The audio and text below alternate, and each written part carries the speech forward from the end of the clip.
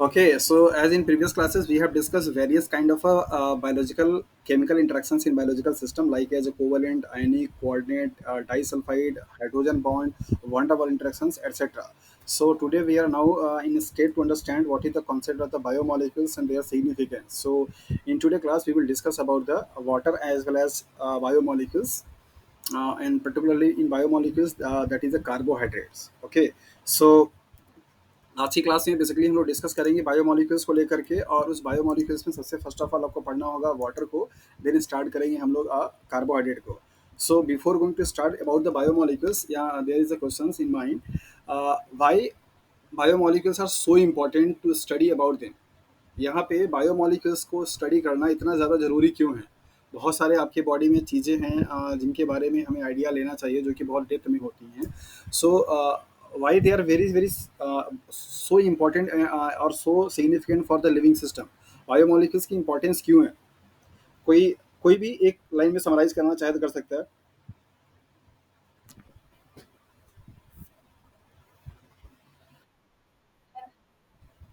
Sustain life, very good. Anyone? और कोई?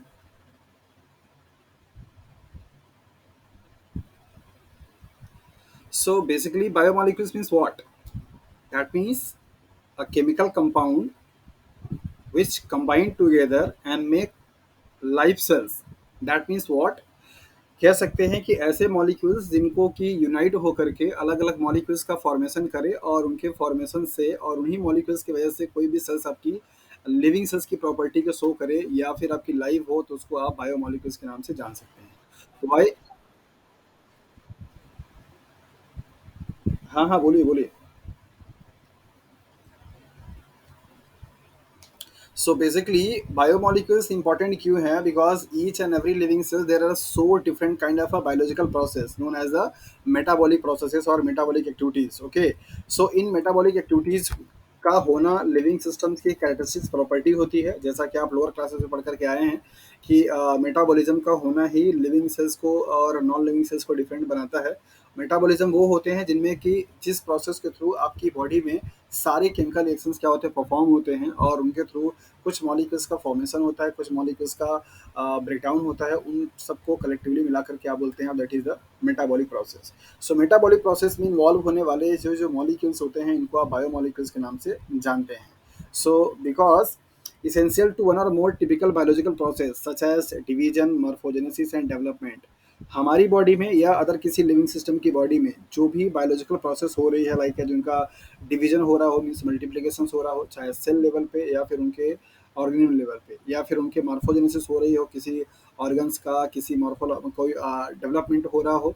सो इन सारे प्रोसेस को होने के लिए किसी न किसी एक पर्टिकुलर मॉलिक्यूल्स की रिक्वायरमेंट होती है, और कलेक्टिवली ये सारे मॉलिक्यूल्स मिलकर क्या बनाते हैं, that is the biomolecules. So biomolecules are so important because they play very crucial role in living system. They involve in the process like as a cell division, like as a morphogenesis, like as a DNA replications, like as developmental process, etc. So इतने सारे process में मतलब कह सकते हैं कि हमारी body में होने वाले millions number of chemical reactions जो हो रहा है, वो उन सब में कहीं ना कहीं डायरेक्टली या इनडायरेक्टली आपका बायोमोलिक्यूल्स क्या है, इन्वॉल्व होता है. सो बायोमोलिक्यूल्स को कैटेगराइज किया जाता है बेसिकली कुछ पार्ट्स में, और जिनमें से आपको पढ़ने को मिलता है that is the carbohydrate, protein, lipid, enzymes, nucleic acid, vitamin etcetera. So यहाँ पे देखेंगे हम लोग सबका एक ब्रीफ कि कौन सा मॉलिक्यूल्स किस पर्पस के लिए आपकी बॉडी में पाया जाता है. लाइक एज अगर कार्बोहाइड्रेट की बात करें, सो कार्बोहाइड्रेट का जो प्राइम फंक्शन होगा वो क्या होगा, that is the source of energy. हमारी बॉडी में इंटायर बायोलॉजिकल प्रोसेस को परफॉर्म करने के लिए, इधर फिजिकल और बायोकेमिकल, इन सारे प्रोसेस को परफॉर्म करने के लिए जो भी एनर्जी की रिक्वायरमेंट पड़ेगी, वो एनर्जी आपका एटीपी के फॉर्म में आएगा, और इस एटीपी का अल्टीमेट सोर्स क्या होगा आपका, दैट इज द कार्बोहाइड्रेट. वो कार्बोहाइड्रेट के मॉलिक्यूल्स होंगे like monosaccharide, polysaccharide, disaccharide etcetera. So carbohydrate का हमारी बॉडी में प्राइम ड्यूटी क्या है, that is the to provide the energy for biochemical as well as physical activities of a living system. किसी भी लिविंग सिस्टम्स की physical और biochemical activity को परफॉर्म करने के लिए जो भी एनर्जी की रिक्वायरमेंट होगी, उस एनर्जी को देने का काम कौन करेगा, कार्बोहाइड्रेट.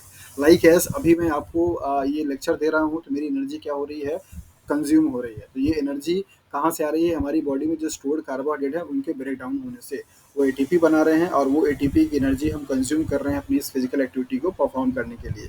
सो किसी भी लिविंग सिस्टम में आप मूव कर रहे हैं, आप स्टडी कर रहे हैं, आप रन कर रहे हैं, आप डांस कर रहे हैं, जिस किसी भी प्रोसेस के थ्रू आपकी बॉडी से, आपकी एक्टिविटी से एनर्जी लॉस हो रही है, उस लॉस एनर्जी को देने वाला मीन्स प्रोवाइड करने वाला सोर्स क्या है, that is the carbohydrate. So carbohydrate for the energy sources.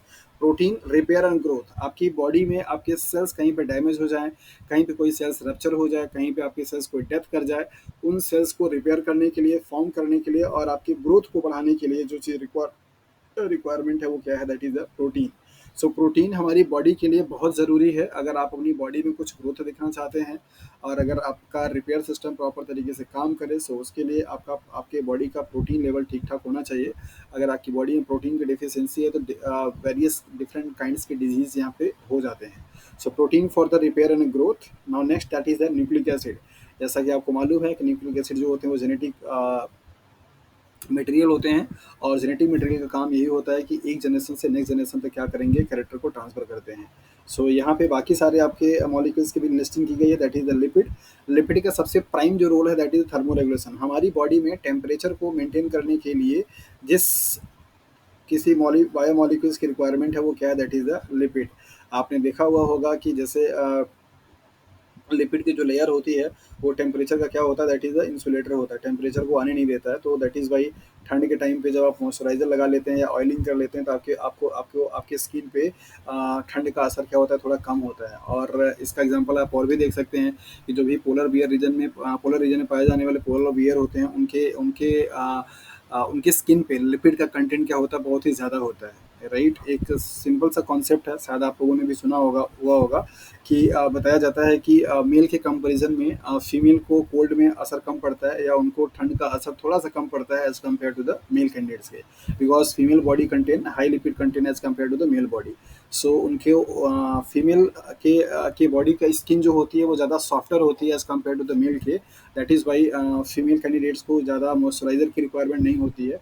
ये बात अलग है कि ज़्यादातर कंपनियां सिर्फ फीमेल का ही ऐड करती हैं और उन्हीं को ज़रूरत पड़ती है, बट टेक्निकली अगर देखा जाए तो मेल के स्किन के ड्राइनेस या लिपिड कंटेंट के कंपैरिजन में फीमेल की बॉडी में लिपिड कंटेंट ज़्यादा होते हैं। सो इनका उनका फ़ायदा होता है कि उनको ठंड का असर क्या होता है, कम पड़ता है। जैसे टेम्परेचर अगर सेम टेम्परेचर पे मेल को रखा जाए, सेम टेम्परेचर पे फीमेल को रखा जाए, तो अगर आप दोनों से फील कराएंगे, दोनों से पूछेंगे तो डेफिनेटली आंसर यही मिलेगा कि हाँ फीमेल कैंडिडेट को थोड़ा सा टेम्परेचर मतलब ठंड का असर कम पड़ रहा है as compare to the male के। सो लिपिड का जो प्राइम फंक्शन होगा वो क्या होगा, that is thermo regulator, means temperature को रेगुलेट करना, मेंटेन करने का। एंजाइम जिसे आप बायोकैटालिस्ट के नाम से जानते हैं, सिंपली जैसे केमिस्ट्री में आपने पढ़ा हुआ है कि किसी भी केमिकल रिएक्शंस को परफॉर्म करने के लिए एक कैटलिस्ट की रिक्वायरमेंट होती है और कैटलिस्ट क्या करता है, इसके प्रेजेंस में ये रिएक्शन सपोज कीजिए कि मान लीजिए कि ए और बी मिलकर के आपका यहाँ पे ए बी मॉलिक्यूल्स बना रहा था, इसको रिएक्शंस को परफॉर्म होने के लिए मान लीजिए कितना 2 मिनट का समय लग रहा था, राइट, नॉर्मली। और अगर कैटलिस्ट ये प्रेजेंट हो जाएगा तो हो सकता है कि 2 मिनट का जो टाइम ड्यूरेशन है वो कम होकर के बेसिकली क्या हो जाएगा आपका, और ज़्यादा मतलब कि कम टाइम में ज़्यादा से ज़्यादा प्रोडक्ट क्या होगा, बनना शुरू हो जाएगा। तो कैटलिस्ट एक ऐसा एजेंट होता है जो कि रिएक्शंस को क्या करता है, कैटालाइज करता है, मतलब कि उसको प्रोवोक करता है जल्दी से जल्दी होने के लिए। सो सिमिलरली बायोलॉजिकल सिस्टम में पाए जाने वाले जो केमिकल रिएक्शंस होते हैं उनके लिए जो कैटलिस्ट है उसका आप एंजाइम के नाम से जानते हैं, उनको क्या बायो कैटलिस्ट के नाम से जाना जाता है। विटामिन्स हमारी बॉडी में पाए जाने वाले ट्रेस एलिमेंट होते हैं, बहुत कम मात्रा में पाए जाते हैं, लेकिन they are very essential for our health and growth and development. इनकी कमी के हो जाने से कई सारे डिफरेंट टाइप के डिजीज आपने लोअर क्लासेस में पढ़ करके आए हैं सारे विटामिन के टाइप्स से। सो इनका क्वांटिटी बहुत कम होता है लेकिन इंपॉर्टेंस बहुत ज़्यादा होती है, आप इनको इग्नोर नहीं कर सकते हैं। आपकी डाइट में इनका परसेंटेज डेफिनेटली बहुत रिड्यूस होगा, बहुत कम होगा, लेकिन ये हमारी बॉडी के लिए, हमारे ग्रोथ एंड डेवलपमेंट के लिए ज़रूरी होते हैं, इसेंशियल एलिमेंट में आते हैं। Metabolites primary and secondary metabolites हो सकते हैं। प्राइमरी मेटाबोलाइट्स वो होते हैं जो कि मेटाबॉलिक प्रोसेस के थ्रू आपके रिएक्शंस में, आपकी बॉडी में रिएक्शंस में बन रहे हैं और साथ साथ वो आपकी ही बॉडी में क्या हो रहे हैं, यूटिलाइज हो जा रहे हैं। सेकेंडरी मेटाबोलाइट्स आप उसे बोलते हैं जो कि आपके बॉडी में होने वाले बायोकेमिकल रिएक्शंस के थ्रू बनते तो हैं लेकिन उस मॉलिक्यूल्स की रिक्वायरमेंट आपकी बॉडी को नहीं होती है। जैसे फॉर एग्जांपल अगर आप लोगों ने थोड़ी बहुत प्लांट बायोलॉजी पढ़ी है तो आपको मालूम होगा कि प्लांट अपने रूट से क्या करता है, रूट एग्जीक्यूट निकालता है, राइट। और ये रूट एग्जीक्यूट में क्या होते हैं, ढेर सारे आपके क्या होते हैं, प्रोटीन्स, अमाइनो एसिड, मिनरल्स होते हैं। और ये प्रोटीन, अमाइनो एसिड और मिनरल्स इस रूट के पेरीफेरी में पाए जाने वाले जो माइक्रोब्स होते हैं जिनको क्या आप राइजोस्फेरिक बैक्टीरिया बोलते हैं, क्या बोलते हैं, राइजोस्फेरिक बैक्टीरिया। इन बैक्टीरिया को ये न्यूट्रिएंट का क्या करता है, काम करता है। तो ये प्लांट अपने एक्सुडेट से क्या करता है, इनको न्यूट्रिएंट देता है, तो ये बैक्टीरिया अट्रैक्ट होते हैं और ये बैक्टीरिया इनको क्या करता है, बेनिफिट पहुंचाता है ग्रोथ कराने में। तो प्लांट का और राइजोस्फेरिक बैक्टीरिया का आपस में सिम्बियोसिस रिलेशनशिप माना जाता है। और ये एग्जांपल किसका था, दैट इज सेकेंडरी मेटाबोलाइट्स के। ढेर सारे जो हमारे कॉमर्शियल अवेलेबल प्रोडक्ट हैं जो कि आपके प्लांट डेराइव्स होते हैं, वो सब के सब एग्जांपल किसके, that is the secondary metabolites के। जितना भी आपने पढ़ा है, जैसे तारपीन का तेल हो गया, या फिर आपके फेनोलॉइड कंपाउंड्स हो गया, एल्कोहॉल कंपाउंड्स होंगे, या फिनॉल का कंपाउंड्स हो गया, ये सब जो भी प्लांट के रिसोर्सेज से, इवन एंटीबायोटिक्स जो कि बैक्टीरिया प्रोड्यूस करता है, उस एंटीबायोटिक का भी एग्जांपल किसमें है, that is the secondary metabolites में। बैक्टीरिया जो कि अपने मेटाबॉलिक प्रोसेस के थ्रू एंटीबायोटिक बनाता है, लेकिन उसका फर्दर उसके उसको कोई यूज नहीं होता है, तो उसके लिए क्या है, सेकेंडरी मेटाबोलाइट्स है। सो सेकेंडरी मेटाबोलाइट्स वो होते हैं जो कि जिस इंडिविजुअल की बॉडी में होने वाले केमिकल रिएक्शंस के दौरान पे बनते हैं, उन केमिकल रिएक्शंस के बनने वाले इस मॉलिक्यूल्स का फर्दर उनकी बॉडी में कोई यूटिलाइजेशन नहीं होता। दैट मीन्स कह सकते हैं कि सेकेंडरी मेटाबोलाइट्स उन ऑर्गेनिज्म के लिए या उस इंडिविजुअल के लिए क्या होता है, वेस्ट प्रोडक्ट होता है, जबकि दूसरे किसी ऑर्गेनिज्म के लिए वो क्या है, बहुत ही इसेंशियल और इम्पोर्टेंट कंपाउंड बन जाता है। Like as antibiotics, antibiotics bacteria के लिए या फंगस के लिए कोई रिक्वायरमेंट नहीं, उसको कोई काम नहीं है उसका, उसने बना दिया तो बना दिया। लेकिन उसी एंटीबायोटिक को निकाल करके हम साइंटिस्ट लोग क्या कर रहे हैं, मेडिसिन बना रहे हैं और बहुत सारी बीमारी को क्योर करने में क्या कर रहे हैं, उसको यूटिलाइज करते हैं।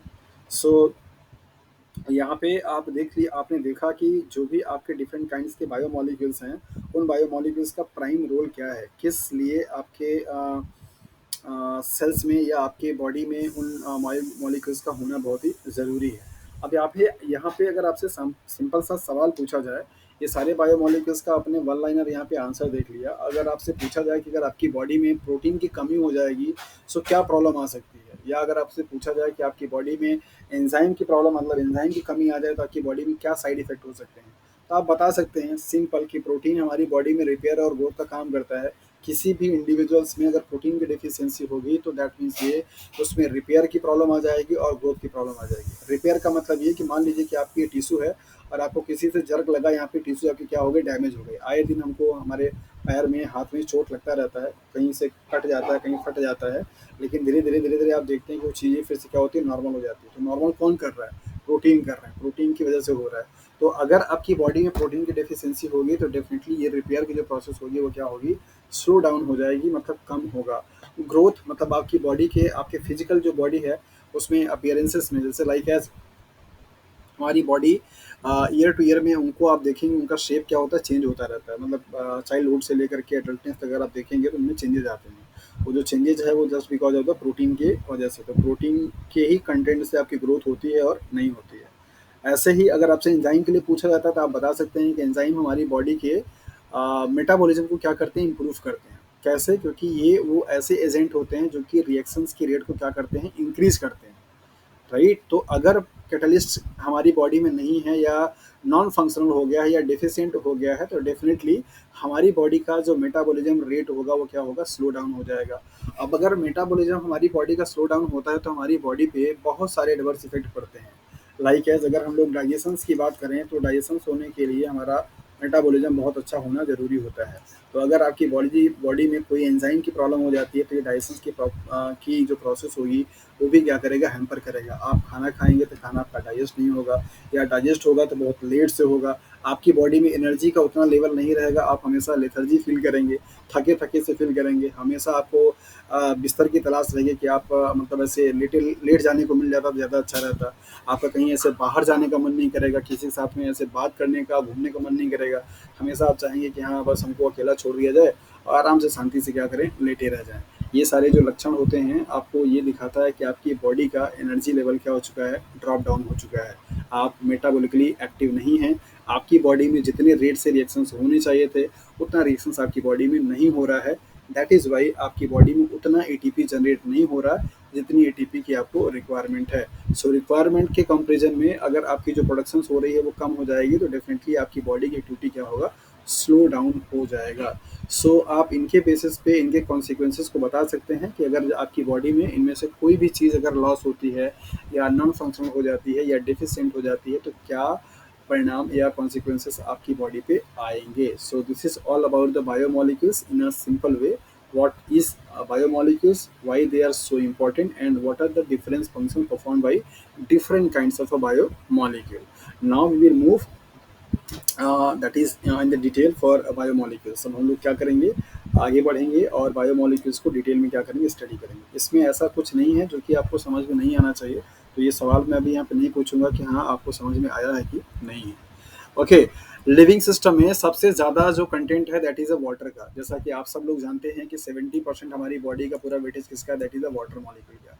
सो बायोमोलिक्यूल्स को पढ़ने से पहले there is a need to understand the concept of the water, why they are so important, why they are universal solvent, why they have ability to dissolve all kind of different kinds of solid molecules in the water molecule, right? बहुत सारे solvent हैं आपके इस पूरे universe में, organic as well as inorganic, लेकिन water को ही यूनिवर्सल सॉल्वेंट का कैटेगरी दिया जाता है, टैग दिया जाता है, और आपको बताया जाता है कि हाँ वाटर एक ऐसा सॉल्वेंट है जो कि लगभग इंटायरली जितने भी डिफरेंट काइंड के सॉलिड पार्टिकल्स होते हैं उनको क्या करता है, डिजोल्व करने की कैपेसिटी रखता है। और हमारी बॉडी में होने वाले जितने भी बायोकेमिकल रिएक्शंस होते हैं उन सब के लिए जो मीडियम है वो क्या है, आपका वाटर है। लाइक एज हमारा अगर हम सेल लेवल में बात करते हैं तो सेल में हमारा क्या होता है, साइटोप्लाज्म होता है, और साइटोप्लाज्म में बेसिकली क्या है, आपका लिक्विड फ्लूइड है, मीन्स ये वाटर का कंटेंट होता है। All the enzymes, all the biomolecules are active in the liquid medium. Dry हो जाने पर ये कोई भी एक्टिविटी परफॉर्म नहीं करेगा। So water is important for the living organism because, just because of that. So इसलिए इम्पॉर्टेंट है क्योंकि आपके लिविंग सिस्टम में आपका लिविंग होना इस बात का प्रमाण है, इस बात का प्रूफ है कि आपकी बॉडी में केमिकल रिएक्शंस हो रहे हैं, और केमिकल रिएक्शंस को होने के लिए उनको मीडियम चाहिए होता है, और वो मीडियम प्रोवाइड कौन करेगा, that is the water molecule. So in the absence of water, there is no any kind of a reaction will happen, and if there is no any kind of a reactions takes place inside the body, then definitely the person will not be considered as a living। अगर आपकी body में या किसी individuals की body में पानी नहीं है, मीन्स वाटर नहीं है, तो वहाँ पे कोई केमिकल रिएक्शन से नहीं होगा, और अगर केमिकल रिएक्शन से नहीं होता है तो उस इंसान को, उस इंडिविजुअल को आप लिविंग सिस्टम कंसिडर नहीं कर सकते हैं। So that is Y water is so important for the life. That is Y बोला जाता है जल ही जीवन है, water is life. Because water के बगैर आपके सारे मॉलिक्यूल्स प्रेजेंट हो बट वाटर ना हो, मीन्स मीडियम ना हो, तो वहाँ पे कोई एक्टिविटी नहीं होगी। आपने अगर लोअर क्लासेस में केमिस्ट्री पढ़ी है तो आपको पढ़ने को मिला होगा कि कभी भी कोई भी रिएक्शन अगर होता है तो वहाँ पे कोई मीडियम चाहिए होता है। आप कोई चीज़ को किसी चीज़ में डिजोल्व करते हैं, सपोज ये कोई सॉल्वेंट होता है, यहाँ पे कोई सी आप डिजोल्व करेंगे तभी जाकर के यहाँ पे रिएक्शन होगा। क्या कभी ऐसे देखा है कि दो ड्राई ड्राई चीज़ों को होकर के रिएक्शन हो जाए? नहीं होगा, राइट। तो बेसिकली वाटर मॉलिक्यूल वो मीडियम प्रोवाइड करता है जिसमें कि सारे मॉलिक्यूल्स आपस में क्या करते हैं, रिएक्ट करते हैं, अलग अलग कंपाउंड्स का फॉर्मेशन करते हैं। So that is why there is need to understand about the water molecule, what is their chemical structure and why they are so important. So first of all water molecule की अगर हम लोग बात करें तो यहाँ पे फॉर्मूला क्या हो जाता है, दैट इज द H2O। कल की क्लास अटेंड करने वाला जरा जल्दी से बता दें कि वाटर एक ऑर्गेनिक या इनऑर्गेनिक मॉलिक्यूल है, क्या क्या कैटेगराइज करेंगे इसको आप?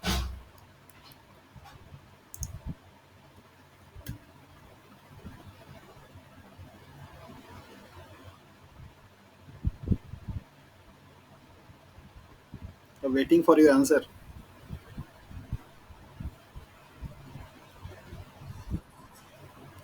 वाटर इज इधर ऑर्गेनिक और इनऑर्गेनिक।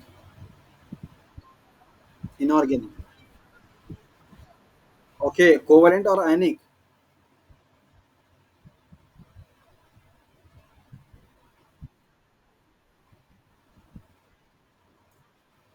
कोवलेंट भी है और आयनिक भी है, एक कंपाउंड दोनों कैसे हो सकता है? अमित बोल रहा है क्या ये?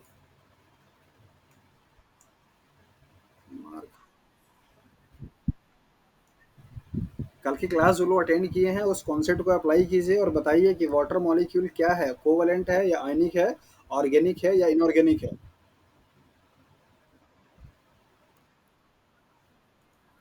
Very good. सो आपके पास डेफिनेशन क्या आया? ऑर्गेनिक। कैसी ऑर्गेनिक है, कोई बताना चाहे कौन बोल रहा है ऑर्गेनिक?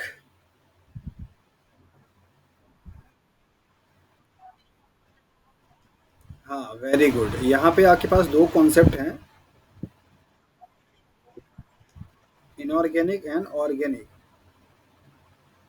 ऑर्गेनिक कंपाउंड्स वो होते हैं सिंपली जहाँ पे कार्बन के साथ में क्या हो, हाइड्रोजन अटैच हो। ऐसे कंपाउंड्स को आप बोलते हैं हाइड्रोकार्बन। क्या बोलते हैं? हाइड्रोकार्बन। जब कभी भी किसी कंपाउंड में कार्बन के साथ में हाइड्रोजन अगर लगा हुआ आपको दिख जाए तो आप उसको ऑर्गेनिक कंपाउंड के नाम से जानते हैं। इसके अलावा जो भी कोई कंपाउंड होगा वो सब के सब क्या होंगे, आपके इनऑर्गेनिक होंगे। So organic compounds are the hydrocarbon derivatives और hydrocarbon just only. So water क्या है, आपका इनऑर्गेनिक है, और चूंकि यहाँ पे आपके दोनों ही एलिमेंट कैसे हैं, नॉन मेटल हैं, तो इनका बॉन्ड कैसा होगा, दैट इज द कोवेलेंट। कैसा होगा, कोवेलेंट। तो आप डिफाइन क्या कर सकते हैं, water is a inorganic covalent compound. चूंकि यहाँ पे वाटर मॉलिक्यूल में ये ऑक्सीजन है और ये आपका हाइड्रोजन है। अच्छा, जोरा जो जो लोग कल की क्लास अटेंड किए हैं वो लोग थोड़ा शांत रहेंगे, और आज जो लोग जुड़े हुए हैं पहले उनसे मेरा सवाल है, ये दो स्ट्रक्चर मैंने यहाँ पे वाटर का ड्रॉ किया हुआ है, एक ऐसा और एक ऐसा। इन दोनों में से कौन सा स्ट्रक्चर सही है?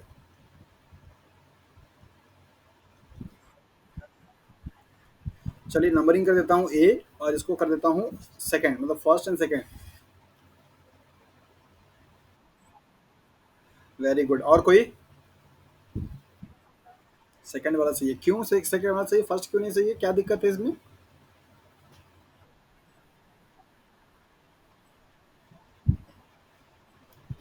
Very good. So lone pair repulsion होने की वजह से जो बॉन्ड होती है वो बेंड हो जाती है, न कि लीनियर।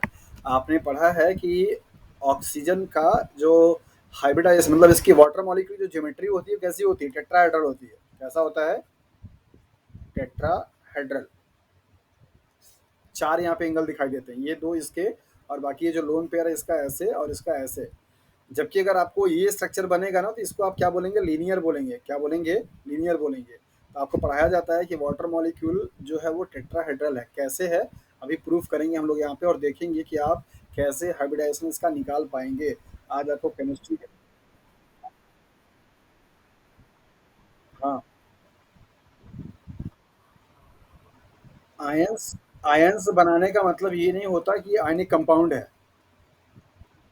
HCl भी ब्रेक होकर के H plus plus Cl negative बनाता है, तो क्या ये इनऑर्गेनिक आयनिक कंपाउंड है?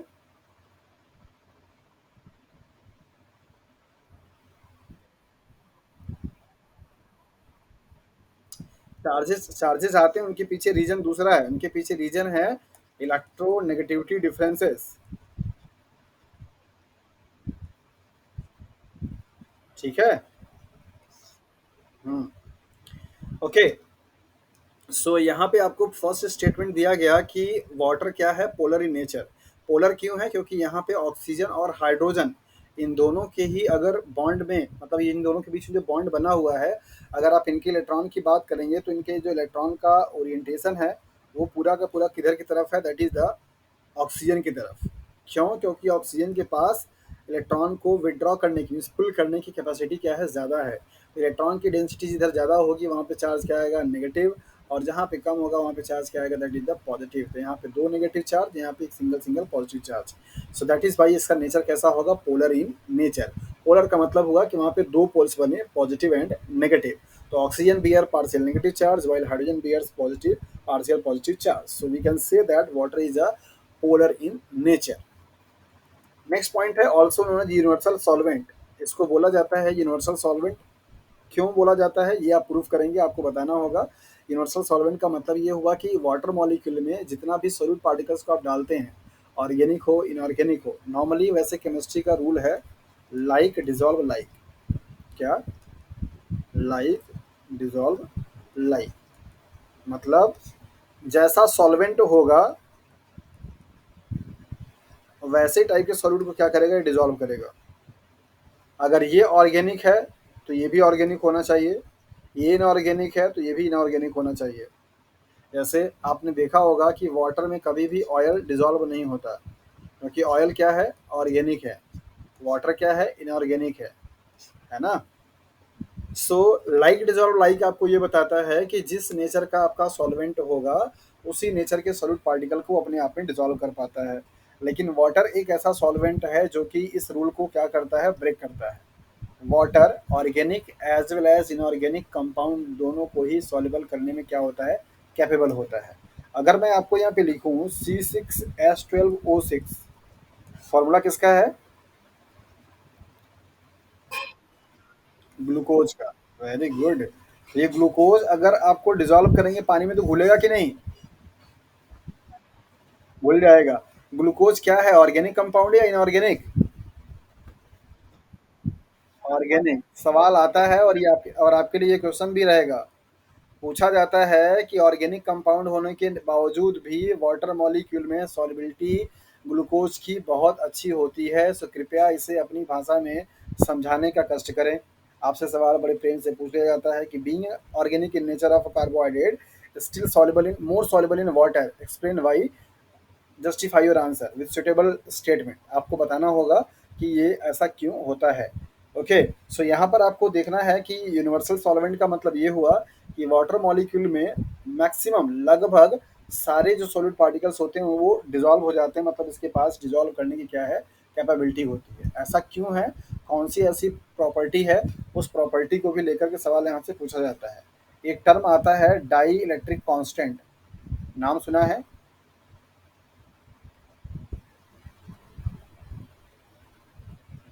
नहीं सुना। डाइलेक्ट्रिक कांस्टेंट किसी भी सॉल्यूट सॉल्वेंट का एक ऐसी एबिलिटी होती है जो कि चार्ज क्रिएट करता है पॉजिटिवली। डाइलेक्ट्रिक का मतलब होता है दो इलेक्ट्रिक, मतलब पॉजिटिव या नेगेटिव। जितना ज्यादा किसी भी मॉलिक्यूल्स में चार्ज क्रिएट करने की एबिलिटी होगी उसको आप बोलते हैं हाई डाइलेक्ट्रिक कांस्टेंट। जितने भी सॉल्वेंट पाए जाते हैं उन सारे सॉल्वेंट में लगभग सबसे हाईएस्ट डाइलेक्ट्रिक कांस्टेंट वैल्यू किसकी होती है, वाटर मॉलिक्यूल की। और इस हाईएस्ट डाइलेक्ट्रिक कांस्टेंट की वैल्यू होने की वजह से इसके पास ये एबिलिटी है कि वो most of the solvent solute particle को अपने आप में क्या करेगा, डिजॉल्व कर लेता है। दैट इज वाई आप इसको यूनिवर्सल सॉल्वेंट के नाम से जानते हैं। So explain why water is known as universal solvent, so you have to write their answer like as water act as universal solvent because it has a high dielectric constant and it has the ability to dissolve nearly all kind of a solid particles just because of the high dielectric constant. तो ये आपको बताना होगा और इसको भी define करना होगा कि डाइलेक्ट्रिक कांस्टेंट की वैल्यू क्या होती है या क्या हो ये टर्म होता है। ओके, इस कंपाउंड जो कंपाउंड इसमें डिसॉल्व किया जाएगा उसमें पोलरिटी क्रिएट करता है। हाइड्रोजन बॉन्ड अपना ब्रेक करके उसके साथ में बनाएगा तभी जा करके वाटर को डिसॉल्व करेगा। The excellent dissolving capability of water is due to its polarity. आपको बताया जा रहा है टर्म में पोलैरिटी के कि जितना अच्छा सा ये वाटर मॉलिक्यूल सारे पार्टिकल को डिसॉल्व कर सकता है उसके पीछे का रीजन क्या है, पोलैरिटी है, मीन्स चार्ज को क्रिएट करना, जिसकी बात मैं भी कर रहा था। That is the dielectric constant के बारे में। सो पोलैरिटी इसकी बहुत अच्छी होती है, पोलराइज हो जाता है, पॉजिटिव एंड नेगेटिव चार्ज बनाता है, जिसकी वजह से सामने वाले मॉलिक्यूल्स को भी क्या करेगा, इंड्यूस करता है। Exist in three physical state, इकलौता ऐसा सॉल्वेंट जिसका नॉर्मल कंडीशंस में तीन फिजिकल स्टेट क्या होते हैं, पाए जाते हैं। हालांकि लिक्विड स्टेट इसका क्या है, स्टेबल स्टेट के रूप में जाना जाता है। बाकी दो जो अदर स्टेट्स हैं वेपर के फॉर्म में एज वेल एज सॉलिड के फॉर्म में, वो टेम्परेचर डिपेंडेंट होते हैं। टेम्परेचर का बढ़ना और घटना डिपेंड करेगा उनके स्टेट्स में। सवाल कभी कभी पूछा जाता है कि Y water is always found in a liquid form at room temperature. ऐसा क्यों है कि वाटर सिर्फ लिक्विड फॉर्म में ही पाया जाता है, जबकि वाटर आपका सॉलिड भी हो सकता है, वाटर आपका गैस भी हो सकता है। तो उसके लिए आपको आंसर देना पड़ेगा कि वाटर लिक्विड फॉर्म में क्यों है। क्योंकि जिस टेम्परेचर पे हमारा एटमॉस्फेयर एग्जिस्ट करता है, दैट मीन्स एटमॉस्फेरिक जो टेम्परेचर होता है, उस टेम्परेचर पे वाटर मॉलिक्यूल क्या करता है, पूरा हाइड्रोजन बॉन्ड बनाया रहता है। हाइड्रोजन बॉन्ड के बने होने की वजह से इसकी लिक्विड स्टेट क्या होती है, बनी रहती है। जब हम टेम्परेचर को और इंक्रीज करते हैं तो हाइड्रोजन बॉन्ड क्या होता है, ब्रेक होता है, तब जा करके वो क्या होता है, आपका वेपर की फॉर्म में आता है। और जब हम टेम्परेचर को डिक्रीज करते हैं तो वहाँ पे मॉलिक्यूल्स का जो मूवमेंट हो रहा होता है वो मॉलिक्यूल्स क्या होता है, सीज हो जाता है, जिसकी वजह से वो क्या होता है, सॉलिड हो जाता है। सो नॉर्मली हमारा एटमॉस्फेरिक जो टेम्परेचर है लगभग हम लोग उसको 25 डिग्री सेल्सियस मान के चलते हैं, जिसको कि आप आरटी बोलते हैं, रूम टेम्परेचर। रूम टेम्परेचर पे वाटर मॉलिक्यूल एक दूसरे से आपस में हाइड्रोजन बॉन्ड बना करके रखते हैं, जो कि उनको लिक्विड स्टेट में बनाए रखने के लिए क्या है, रिस्पॉन्सिबल होता है। So why water molecule always exist as a liquid, आप उसको बता सकते हैं। दूसरा सवाल आता है कि जब भी आप कभी भी पानी को इसे ऊपर से ड्रॉप करते हैं तो हमेशा ये ऐसे ड्रॉप के फॉर्म में आता है। इसके पीछे रीजन क्या है, why always it's drop in drop form?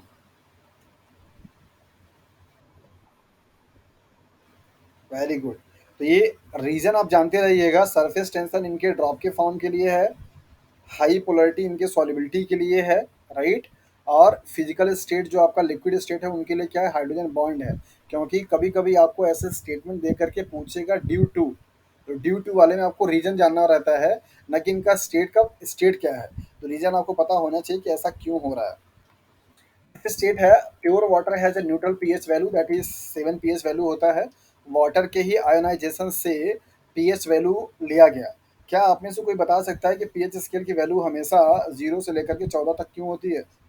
14 से ज़्यादा, 14 से कम क्यों नहीं होता? ये 0 होता है या 1 होता है?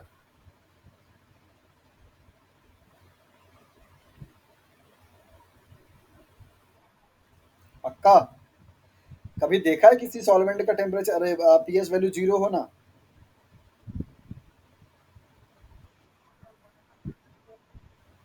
बताइए।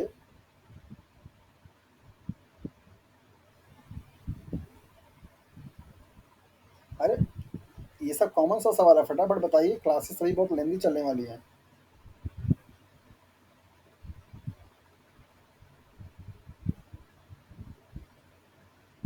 अरे भाई, ऐसे कैसे काम चलेगा? अच्छी बात नहीं है ये।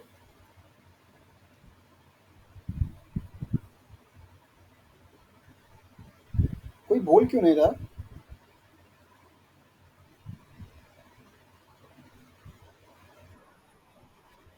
ऐसा कोई टफ सा सवाल तो मैंने नहीं पूछा। मैंने सिंपली सिर्फ यही पूछा है कि पीएच जो स्केल होता है, उस पीएच स्केल पे जो रीडिंग होती है वो क्या होती है? यहाँ पे 1 लिखना सही रहेगा या यहाँ पे 0 लिखना सही रहेगा? अजीब स्थिति है।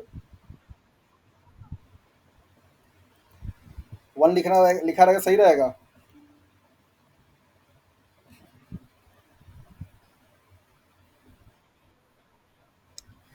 मतलब कि इतने सालों से पीएच वैल्यू आप लोग लेते आ रहे हैं, पीएच मीटर भी आप लोगों ने देखा है, पीएच भी न जाने कितनी बार मीडिया बनाया होगा, न जाने कितनी बार एक्सपेरिमेंट लगाया होगा आप लोगों ने, और पीएच लिया होगा, लेकिन ये देखिए यही सब है। मतलब कि सही तरीके से ध्यान नहीं दिया गया।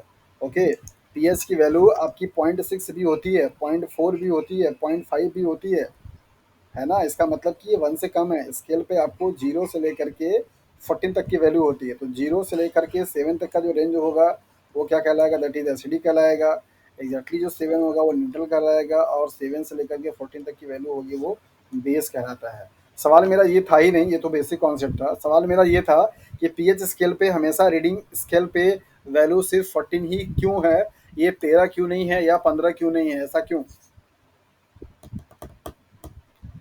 If any one of you have answers, so please.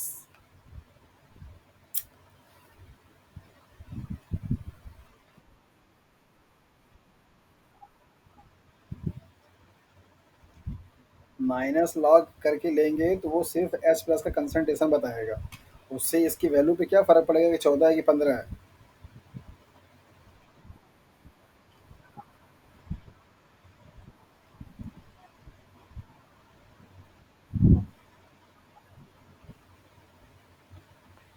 और कोई?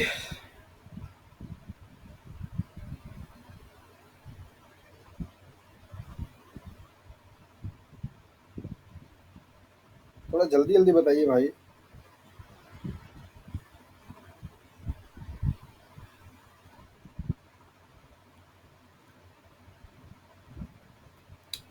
कोई नहीं। वाटर मॉलिक्यूल को जब डिसोसिएट किया जाता है तो आपको अच्छी तरीके से पता है कि दो आयंस में क्या होता है, ब्रेक डाउन हो जाता है, एच प्लस और ओ एच आयन। ओके, जब भी आपका प्योर वाटर होगा तो जितना परसेंटेज आपका इसका होगा, मीन्स एच प्लस का जो कंसंट्रेशन होता है उसके बराबर में क्या होगा? That is the O H ion का कंसंट्रेशन। ऐसे वाले वैल्यू को आप क्या बोलते हैं? पी एच सेवन बोलते हैं। क्या बोलते हैं? P H seven. लेकिन जब एच प्लस आयन का कंसंट्रेशन क्या हो जाए? बढ़ जाए as compare to the O H ion के, तो ये क्या हो जाएगा? पी एच की वैल्यू जो होगी वो लेस देन क्या हो जाएगी? 7 हो जाएगी। राइट, और ऐसे ही आपका जब एच प्लस कंसंट्रेशन की वैल्यू क्या हो जाए? कम हो जाए किससे? ओ एच नेगेटिव वाले से, तो उस कंडीशन से पी एच की वैल्यू जो होगी वो मोर देन क्या होगा? 7 हो जाएगा। राइट, तो यहाँ पे सवाल मेरा ये था कि ये 14 वैल्यू ही क्यों होती है? तो उसके लिए एक टर्म आता है वाटर डिसोसिएशन कांस्टेंट। पढ़ा है? वाटर डिसोसिएशन कांस्टेंट, जिसकी वैल्यू आपको दी जाती है कितना? 1.0 into 10 power. Water dissociation constant की वैल्यू होती है 1.0 इंटू 10 टू पावर माइनस 14, जिसमें से एच प्लस का कंसंट्रेशन का वैल्यू कितनी होती है? That is 1 into 10 to power minus 7। O H का कितना होता है, दैट इज़ 1 × 10⁻⁷। ये जो 14 की वैल्यू आई है, ये इसके वाटर के डिसोसिएशन कांस्टेंट क्या पावर है, एक्सपोनेंट है। इसी से लेकर के आपका स्केल बनाया गया 0 से लेकर के 14 तक, और उसी के बेसिस पे पीएच के बारे में आपको बताया जाता है, जो कि लोअर क्लासेस में पढ़ाया जा चुका है। सो प्योर वाटर के पास आपका जो पीएच वैल्यू कितनी होगी, दैट इज 7 होगा। इसको आप न्यूट्रल के नाम से जानते हैं। तो अगर आपसे कोई सवाल पूछे कि पीएच स्केल पे वैल्यू सिर्फ 14 तक ही क्यों है, तो आप क्या बताएंगे? Just because of the water dissociation constant value. Water dissociation constant value के एक्सपोनेंट की वाली वैल्यू को ही रेफरेंस वैल्यू लिया जाता है। That is Y pH scale पे पीएच की वैल्यू 14 तक ही रीड की जाती है, 14 तक ही होता है। ओके,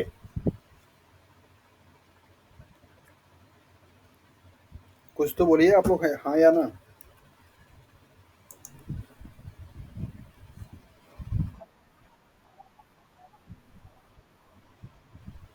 क्या लिख दूं?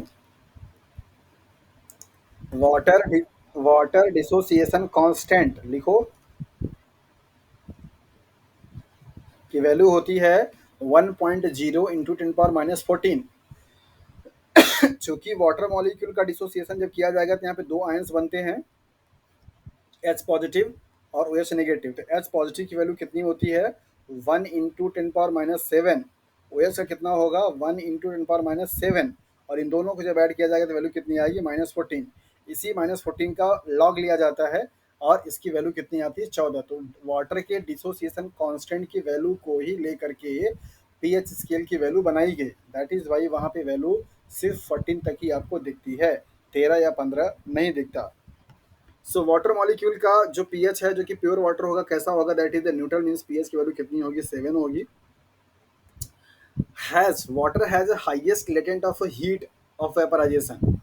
मतलब वाटर मॉलिक्यूल्स को लिक्विड से वेपर में कन्वर्ट होने के लिए जिस अमाउंट ऑफ हीट की रिक्वायरमेंट होगी, लगेगी, उसको आप बोलेंगे latent heat of vaporisation, right. तो हाईएस्ट मतलब जितने भी आपके सॉल्वेंट अभी तक रिपोर्टेड हैं, उन सारे सॉल्वेंट मॉलिक्यूल्स को लिक्विड से वेपर के फॉर्म में कन्वर्ट करने के लिए जो आपकी कैलोरी एनर्जी रिक्वायरमेंट हो रही है, वाटर के लिए क्या है, ज़्यादा है। Has highest latent heat of fusion means heat को रिलीज, जो हीट रिलीज हो रही है, इन द सेंस ये कि जब कभी भी आपका कोई भी बर्फ अगर आपका मेल्ट होकर के क्या हो रहा है, दैट इज लिक्विड के फॉर्म में आ रहा है, या किसी लिक्विड को जब आप सॉलिड के फॉर्म में क्या कर रहे हैं, कन्वर्ट कर रहे हैं, तो उस टाइम पे हीट डेसिफर होता है। तो 1 ग्राम आपका लिक्विड को 1 ग्राम बर्फ बनाने के लिए जितना हीट क्या होगी, रिलीज होगी, उसी को आप बोलते हैं that is the latent heat of fusion. तो ये भी वैल्यू क्या होती है, बहुत ही ज़्यादा होती है। Has highest heat capacity, heat capacity की वैल्यू भी क्या है, वाटर मॉलिक्यूल के पास बहुत ही ज़्यादा होती है। So has highest surface tension, जिसकी वजह से ये ड्रॉप के फॉर्म में आता है। तो ये कुछ वाटर मॉलिक्यूल के आपके प्रॉपर्टीज़ थे, जिनके बारे में आपको यहाँ पे देखा। एंड हैज़ हाईएस्ट या high dielectric constant value, dielectric constant जो कि इनको यूनिवर्सल सॉल्वेंट बनाने के लिए क्या होता है, रिस्पॉन्सिबल होता है।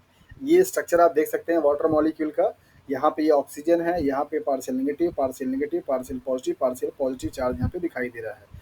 इसके साथ साथ में आप यहाँ पे दो क्या देखेंगे, लोन पेयर ऑफ इलेक्ट्रॉन देखेंगे, जिनको किस तरीके से दिखाया जाता है। और अगर मैं यहाँ पे पूछूं कि ऑक्सीजन मॉलिक्यूल का हाइब्रिडाइजेशन क्या होगा, तो क्या कोई बता पाएगा?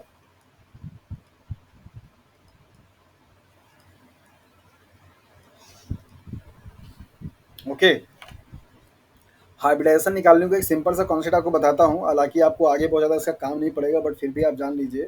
जिस किसी भी एलिमेंट का आपको निकालना हो ना, उस एलिमेंट का बाकी जो भी सिंगल सिंगल बॉन्ड से जुड़े हुए होते हैं, जैसे लाइक एज सिंगल बॉन्ड से जुड़ा है तो 1 2, राइट। बाकी यहाँ पे आपको लोन पेयर में कोई बॉन्ड नहीं दिखाई दे रहा है। सारे सिग्मा बॉन्ड को काउंट किया जाता है। किसको काउंट किया जाता है? सिग्मा बॉन्ड को। सिग्मा बॉन्ड के नंबर को काउंट कीजिए, और अगर आपका लोन पेयर है तो उसको भी काउंट कीजिए। जितना नंबर आता है आप उसको उसी हिसाब से लिख सकते हैं। जैसे यहाँ पे क्या है, 1 2 और 1 2, मतलब 1 2 3 4। चार यहाँ पे क्या है, आपको सिग्मा बॉन्ड की वैल्यू दिखाई दे रही है। तो 4 अगर होगा तो क्या लिखेंगे, एस लिखेंगे, और पी के बाद क्या लिखेंगे, 3 लिखेंगे। 3 अगर होगा तो क्या लिखेंगे, एस लिखेंगे और P2 लिखेंगे। 2 होगा तो क्या लिखेंगे, एस और पी लिखेंगे। 5 अगर होगा तो क्या लिखेंगे, SP3D लिखेंगे। 6 होगा तो क्या लिखेंगे, SP3D2 लिखेंगे। 7 होगा तो क्या लिखेंगे, SP3D3 लिखेंगे। तो इस तरीके से किसी भी एलिमेंट के साइड में जो भी covalent bond mean sigma bond होता है, उसको आप काउंट कीजिए, और उसके अकॉर्डिंगली आप क्या कर सकते हैं, हाइब्रिडाइजेशन बता सकते हैं। अगर आपकी वैल्यू क्या होगी, 2 होगी तो वहाँ पे हाइब्रिडेशन क्या होगा, sp होगा। अगर वैल्यू आपकी 3 होगी तो वहाँ पे हाइब्रिडेशन क्या होगा, sp2 होगा। अगर वैल्यू आपकी 4 होगी तो हाइब्रिडेशन कैसा होगा, दैट इज sp3 होगा। और अगर वैल्यू 5 होगी तो हाइब्रिडेशन कैसा होगा, sp3d होगा। और अगर वैल्यू 6 होगी तो हाइब्रिडेशन कैसा होगा, sp3d2 होगा। और अगर 7 होगा तो sp3d3 हाइब्रिडेशन होगा। तो इसको देख करके आपको मैं एक एग्जांपल दे रहा हूँ, और इस एग्जांपल में आपको बताना रहेगा कि कौन सा हाइब्रिडाइजेशन होगा यहाँ पे कार्बन मॉलिक्यूल का या ऑक्सीजन मॉलिक्यूल का। तो जरा जल्दी से मुझे बताइए कि CO2 मॉलिक्यूल्स में कितना हाइब्रिडाइजेशन होगा आपका कार्बन का। CO2 का स्ट्रक्चर मैं आपको यहाँ पे बना दे रहा हूँ, carbon double bond oxygen, double bond oxygen. वैसे हालांकि एग्जाम्पल में आपको ये बना करके देगा नहीं। Monovalent atom, monovalent atom means एक बॉन्ड से जुड़ने वाले एटम को क्या करते हैं, काउंट किया जाता है। हाँ जी बताइए। हाँ कार्बन का बताइए हाइब्रिडेशन क्या होगा। हाँ sp3। अच्छा चलो भाई, इनका मैंने लिख दिया यहाँ पे कि इनका इनके हिसाब से इसकी हाइब्रिडेशन sp3 होगी। ये बात अलग है कि ये लास्ट बाद में जो है डांट भी सुनेगा मेरे से आज। और कोई बताना चाह, कार्बन का क्या होगा। कार्बन का sp, ये कौन आंसर दिया है अभी, मैं थोड़ा इधर देख लेता हूँ पहले। नाम बताइए। ज्योति, ज्योति ने बताया कार्बन का sp। Very good. लग रहा है ग्रेजुएशन के टाइम का केमिस्ट्री अभी तक पढ़ी है, इसको याद है। ओके, और कोई जल्दी बताइए।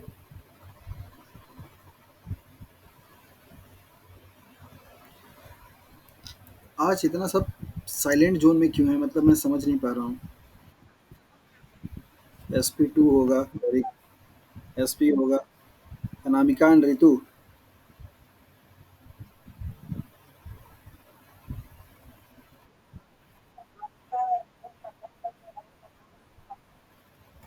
Very good. सिग्मा बॉन्ड को सिर्फ आपको काउंट करना था, और आपने अपने लोअर क्लासेस में पढ़ करके आप आए हैं कि सिंगल बॉन्ड बराबर सिग्मा, डबल बॉन्ड बराबर एक सिग्मा एक पाई, और triple bond is equal to सिर्फ एक सिग्मा और दो पाई। तो यहाँ पे आपका डबल बॉन्ड है, मतलब एक सिग्मा ये हो जाएगा, एक सिग्मा ये हो जाएगा, तो दो सिग्मा है, तो यहाँ पे हाइब्रिडेशन क्या हो जाएगी, sp हो जाएगी। क्लियर है जी। पक्का। एक एक एग्जांपल और दें। चलिए बताइए कि NH3 में नाइट्रोजन का हाइब्रिडेशन क्या होगा।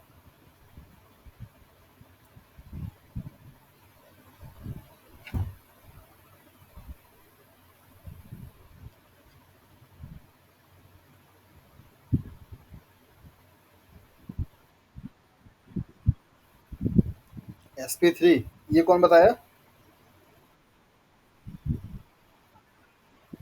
sp3। Very good. ज्योति के आज सारे आंसर सही हो रहे हैं। लग रहा है कि आज इसका ईदी बन गया है।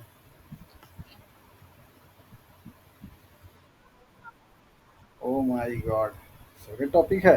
चल बता बेटा, इसमें हाइब्रिडेशन क्या होगा आयोडीन का। अरे फेवरेट टॉपिक है इसका मतलब आदमी मेहनत किया होगा ना इस पे। बताओ इस पे, इसमें आयोडीन का हाइब्रिडेशन क्या होगा। xi2 में बताओ जनान का हाइब्रिडेशन क्या होगा।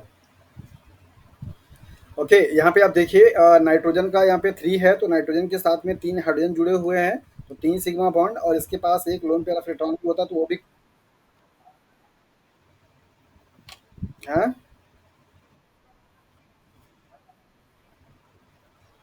sp3d। पक्का। कैसे।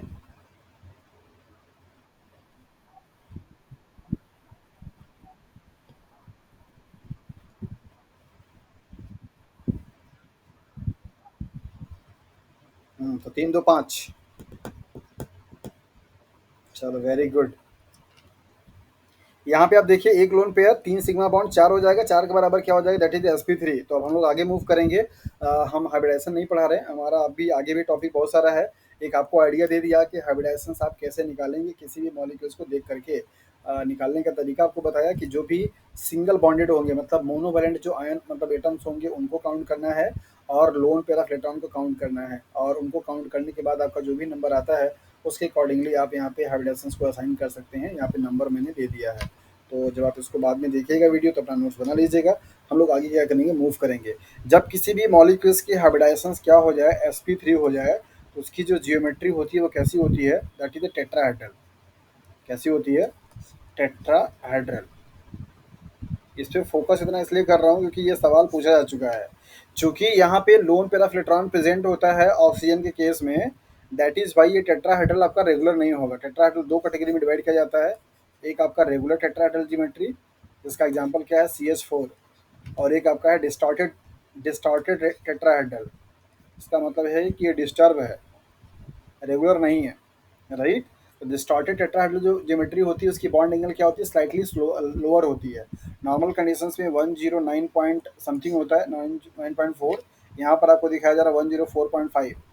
तो वाटर मॉलिक्यूल के बारे में स्टेटमेंट क्या है कि वाटर एक इनऑर्गेनिक कोवैलेंट कंपाउंड है जिसमें ऑक्सीजन का हाइब्रिडाइजेशन आपका क्या है, sp3 है, जिसकी ज्योमेट्री डिस्टॉर्टेड टेट्राहेड्रल है, और जिनमें बॉन्ड एंगल आपका क्या है, 104.5 है।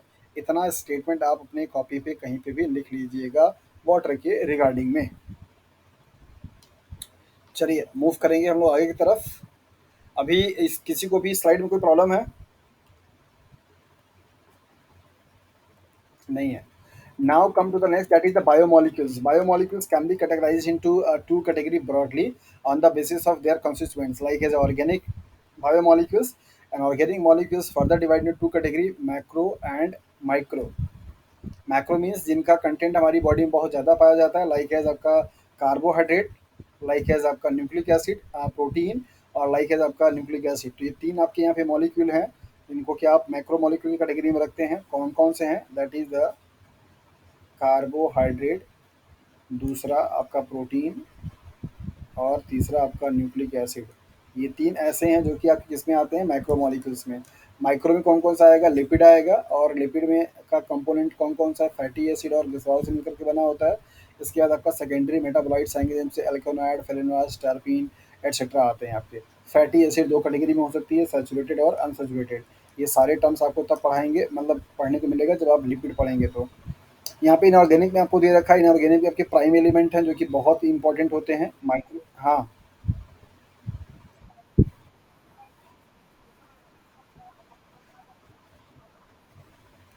मुझे स्क्रीन मूव नहीं कर रहा है क्या?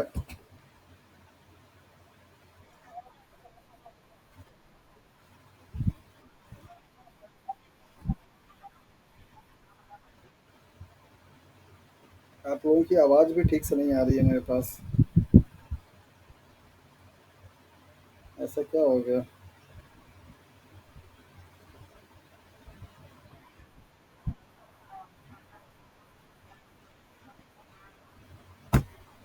अच्छा, ओके ओके, समझ गया।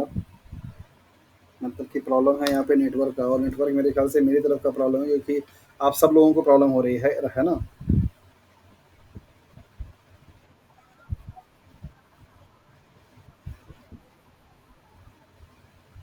नहीं, आप सब लोगों की आप, आप आप सब लोगों की आवाज़ भी अभी ब्रेक होकर के आ रही है। सो हो सकता है कि ये प्रॉब्लम नेटवर्क का मेरी साइड से हो, क्योंकि एक जैसा प्रॉब्लम सबको फेस तो नहीं हो। एक मिनट मैं लेट चेक करता हूँ कि नेटवर्क तो। प्लीज़ है पेशेंस, नेटवर्क इशू है, अभी थोड़ी देर में रिजॉल्व हो जाएगा। थोड़ी सी बना के रखिए शांति, परेशान नहीं हुई।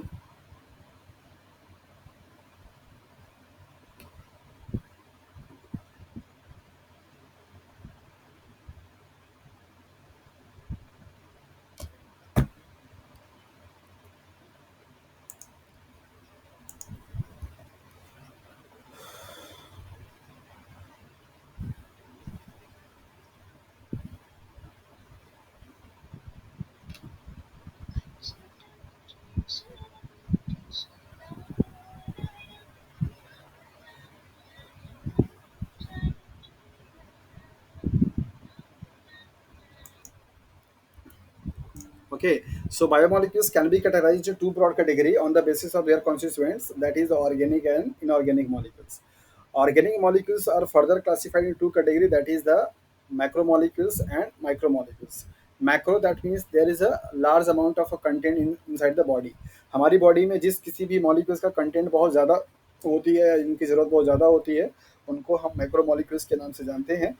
और मैक्रोमोलिक्यूल्स में क्या क्या आएगा, that is the polysaccharide means carbohydrate, और पॉलीपेप्टाइड मीन्स प्रोटीन, और पॉलीनुक्लियोटाइड मीन्स न्यूक्लिक एसिड। तो carbohydrate, proteins and nucleic acid, ये थ्री मॉलिक्यूल्स जो हैं मीन्स बायोमॉलिक्यूल्स, वो मैक्रोमोलिक्यूल्स की कैटेगरी में आते हैं। नेक्स्ट टाइप का माइक्रोमोलिक्यूल्स, जिनकी रिक्वायरमेंट हमारी बॉडी में कम होती है, या कह सकते हैं कि जो हमारी बॉडी में कम लेस कंसंट्रेशन में पाए जाते हैं, उनको आप माइक्रोमोलिक्यूल्स के नाम से जानते हैं। सो जिसमें आपका आता है लिपिड, जो कि फर्दर दो कंपाउंड से मिलकर के बना होता है, फैटी एसिड और ग्लिसरॉल। फैटी एसिड दो कैटेगरी का, सैचुरेटेड और अनसैचुरेटेड। सेकेंडरी मेटाबोलाइट्स, जिनके बारे में भी स्टार्टिंग में चर्चा किया था हम लोगों ने। और सेकेंडरी मेटाबोलाइट्स में आपका एल्केनॉइड्स, फेनोलॉइड्स, टर्पीन्स एटसेट्रा, ये सभी जो होते हैं सेकेंडरी मेटाबोलाइट्स में आते हैं। इनऑर्गेनिक बायोमोलिक्यूल्स में आपके तीन कैटेगरीज हैं। प्राइम एलिमेंट, जो कि बहुत जरूरी होते हैं, इसेंशियल होते हैं। मैक्रो, जिनकी रिक्वायरमेंट ज़्यादा होती है। ट्रेस, जिनका रिक्वायरमेंट कम होता है। तो प्राइम एलिमेंट में कौन कौन से हैं, carbon, hydrogen, oxygen, present in air and water, right. तो यहाँ पे तीन एलिमेंट ऐसे हैं जिनसे कि मिल करके बेसिक सारे जो मॉलिक्यूल्स होते हैं उनका क्या होता है, स्केलेटन बनता है, मीन्स फॉर्मेशन होता है। इसके बाद मैक्रो मॉलिक्यूल्स में एलिमेंट में कौन कौन से हैं, nitrogen, phosphorus, potassium, calcium, magnesium and sulphur. Trace element में कौन कौन से हैं, बोरान, क्लोरीन, जिंक और कॉपर, आयरन, सोडियम, मोलिब्डेनम, निकल, सिलिकॉन एंड कोबाल्ट। तो इस तरीके से आपको यहाँ पे आपके ही बॉडी में पाए जाने वाले जो बायोमोलिक्यूल्स हैं एलिमेंटल फॉर्म में या मॉलिक्यूल्स के फॉर्म में, उन सबका यहाँ पे एक लेआउट दिया गया। और इसको आप अच्छे से समझ भी लीजिएगा, क्योंकि कभी कभी यहाँ से सवाल आपसे पूछा जाता है कि which one of the following is a macromolecules, इसमें से आपको दे दिया जाएगा मैग्नीशियम, कैल्शियम, फॉस्फोरस, एनपीके सबको पता है, नाइट्रोजन, फॉस्फोरस, पोटेशियम, ये तो बहुत ही कॉमन सा है कि ये सबको जानता है कि इनकी रिक्वायरमेंट बहुत ज़्यादा होती है। इनको आपको थोड़ा सा याद करना रहेगा। सो यहाँ पे हम लोग स्टार्ट करेंगे कार्बोहाइड्रेट से, जो कि हमारा बायोमोलिक्यूल्स का पहला मॉलिक्यूल होगा। कार्बोहाइड्रेट, जिसका नाम ही है, दैट मीन्स ये कार्बन, हाइड्रोजन और ऑक्सीजन से मिलकर के बनने वाले कंपाउंड होते हैं। और इनमें आपका वाटर, मतलब जिस तरीके से वाटर में हाइड्रोजन और ऑक्सीजन का रेशियो होता है, सेम वैसे ही कार्बोहाइड्रेट के मॉलिक्यूल में भी वाटर और मीन्स हाइड्रोजन और ऑक्सीजन का क्या होगा, रेशियो होगा।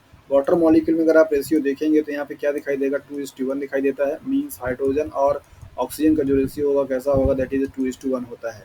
सो जितने भी आपके कार्बोहाइड्रेट के मॉलिक्यूल्स होते हैं वहाँ पे भी आप देखेंगे तो आपका ऑक्सीजन और हाइड्रोजन का जो रेशियो होगा वो हमेशा कैसा होगा, 2:1 का होगा। रिमेंबर, आपने पढ़ा है C6, आपने पढ़ा है C6H12O6। तो यहाँ पे हाइड्रोजन कितना है आपका, 12 है। ऑक्सीजन कितना है, 6 है। तो यहाँ पे रेशियो कितना आएगा, 2:1 आएगा। सो जिस तरीके से वाटर मॉलिक्यूल में ऑक्सीजन और हाइड्रोजन का रेशियो होता है, वैसे ही कार्बोहाइड्रेट के मॉलिक्यूल्स में हाइड्रोजन और ऑक्सीजन का रेशियो होगा। तो बायोमॉलिक्यूल्स एक ऐसा बायोमॉलिक्यूल जो कि कार्बन, हाइड्रोजन और ऑक्सीजन एटम को कंटेन करता हो, और हाइड्रोजन और ऑक्सीजन एटम का जो रेशियो हो 2:1 हो, as in a water. Second point है, however not all carbohydrate conformations to this precise stoichiometric definition. ऐसा कोई ज़रूरी नहीं है कि वो सारे कंपाउंड जो इस रूल को, स्टोइकोमेट्रिक डेफिनेशंस का मतलब हुआ ये फॉर्मूले को कि दैट इज 2:1 के रेशियो में पाया जाना। ऐसा कोई ज़रूरी नहीं है कि सारे वो मॉलिक्यूल्स जो कि आपके 2:1 के फॉर्मूले को फॉलो करते हों वो आपके क्या होंगे, कार्बोहाइड्रेट ही होंगे। या ऐसा भी ज़रूरी नहीं है कि जो सिर्फ वही कार्बोहाइड्रेट होंगे जो कि आपका इस रूल को फॉलो करते होंगे। तो यहाँ पे आपको पहला एग्जांपल दिया जा रहा है कि how ever not all carbohydrate confirm this precise stoichiometric definition. ये कार्बोहाइड्रेट तो होते हैं, लेकिन कार्बोहाइड्रेट का जो जनरल फार्मूला होता है उस फार्मूले को फॉलो नहीं करते हैं। इनका जनरल फार्मूला क्या हो जाएगा, CnH2O। क्या हो जाएगा, CnH2, या तो इसको O लिख सकते हैं या तो H2N लिख सकते हैं। तो यहाँ पे जितना भी आप H2N, तो जितना भी आप यहाँ पे N की वैल्यू रखेंगे उसका उसकी वैल्यू कितनी होगी, ऑक्सीजन की भी होगी, लेकिन इसका डबल क्या हो जाएगा, ये हो जाएगा। जैसे अगर यहाँ पे N की वैल्यू हम लोग क्या रखेंगे, 6 रखेंगे, तो ये क्या हो जाएगा, C6 हो जाएगा। इसके बाद यहाँ पे 2 का मल्टीप्लाई करेंगे 6 से, और O में भी क्या हो जाएगा, 6 हो जाएगा। तो उसको क्या लिखेंगे, C6H12 एंड O6। तो Cn और H2O का N बोला जाता है इसको, ऐसे ये फॉर्मूला लिखते हैं यहाँ पे। जनरल फार्मूला है। तो ये लाइन आपको क्या बता रही है, ये लाइन आपको ये बता रही है कि ज़रूरी नहीं है कि सारे कार्बोहाइड्रेट के मॉलिक्यूल्स आपका S C N S two N के जनरल फार्मूले को क्या करे, फॉलो ही करे। यहाँ पर आपको दिया जा रहा है uronic acid and deoxy sugar such as fucose. ये कुछ ऐसे एग्जाम्पल्स हैं जो कि इस फॉर्मूले को फॉलो नहीं करते हैं। कौन सा? That is the C N S two O का एन, इनको आप बोलते हैं जनरल फार्मूला। तो जनरल फार्मूला का मतलब होता है जो कि सभी उस ग्रुप के मॉलिक्यूल्स पे क्या कर रहा है, फॉलो होता है। तो C N S two O का होल एन, एन का मतलब है यहाँ पे कोई भी नंबर, जैसे 3 4 5 6 कुछ भी हो सकता है। याद रखिए कोई भी कार्बोहाइड्रेट का मॉलिक्यूल एक कार्बन का या दो कार्बन का नहीं होता है। मिनिमम सबसे लिस्ट जो कार्बन नंबर होगा किसी भी कार्बोहाइड्रेट में वो क्या होगा, 3 होगा। तो 3 नंबर वाले कार्बन से ही आपकी स्टार्टिंग होती है कार्बोहाइड्रेट के मॉलिक्यूल्स का। तो आप अगर एन की वैल्यू यहाँ पे क्या रखेंगे, 3 रखेंगे, तो इसका फॉर्मूला क्या बन जाएगा, दैट इज C3H2O का होल 3। तो यहाँ पे क्या हो जाएगा, मतलब CH6 हो जाएगा, O3 हो जाएगा और C3 हो जाएगा। ये फार्मूला आपका बनेगा, जिसको आप बोलते हैं जनरल फार्मूला। तो स्टेटमेंट आपको यहाँ पे दिया गया कि सारे कार्बोहाइड्रेट के मॉलिक्यूल से जनरल फार्मूला को फॉलो नहीं करते हैं। अगला स्टेटमेंट उससे भी खतरनाक है। Not all chemical that do conform to this definitions automatically classified as carbohydrate। ऐसा भी कोई ज़रूरी नहीं है कि जितने मॉलिक्यूल्स इस फार्मूले को फॉलो करते हैं या जितने मॉलिक्यूल्स इस फार्मूले में फिट बैठते हैं वो सबके सब कार्बोहाइड्रेट ही कहलाएंगे। ये एग्जांपल्स भैया बहुत अच्छे तरीके से याद रखिएगा दोनों का। ऐसे जो कि कार्बोहाइड्रेट हैं लेकिन कार्बोहाइड्रेट का फार्मूला फॉलो नहीं करता, और ऐसे जो कि कार्बोहाइड्रेट के फार्मूले को फॉलो करते हैं लेकिन वो कार्बोहाइड्रेट नहीं है। तो यहाँ पे दे रखा है फॉर्मल्डिहाइड। फॉर्मल्डिहाइड का फार्मूला क्या होता है, HCHO। तो यहाँ पे आप देखेंगे तो क्या लिख सकते हैं इसको आप, CH2O। तो ये फार्मूला फॉलो हो रहा है ना, CnH2O का होल एन, राइट। लेकिन उसके बावजूद भी फॉर्मल्डिहाइड कोई कार्बोहाइड्रेट नहीं होता है। यहाँ पर आपको स्टेटमेंट दिया गया है एस्टिक एसिड। एस्टिक एसिड का फार्मूला क्या होगा, CH3COOH। तो यहाँ पे 3 और 1 4, इसका आप क्या लिख सकते हैं, CH4 एंड O2।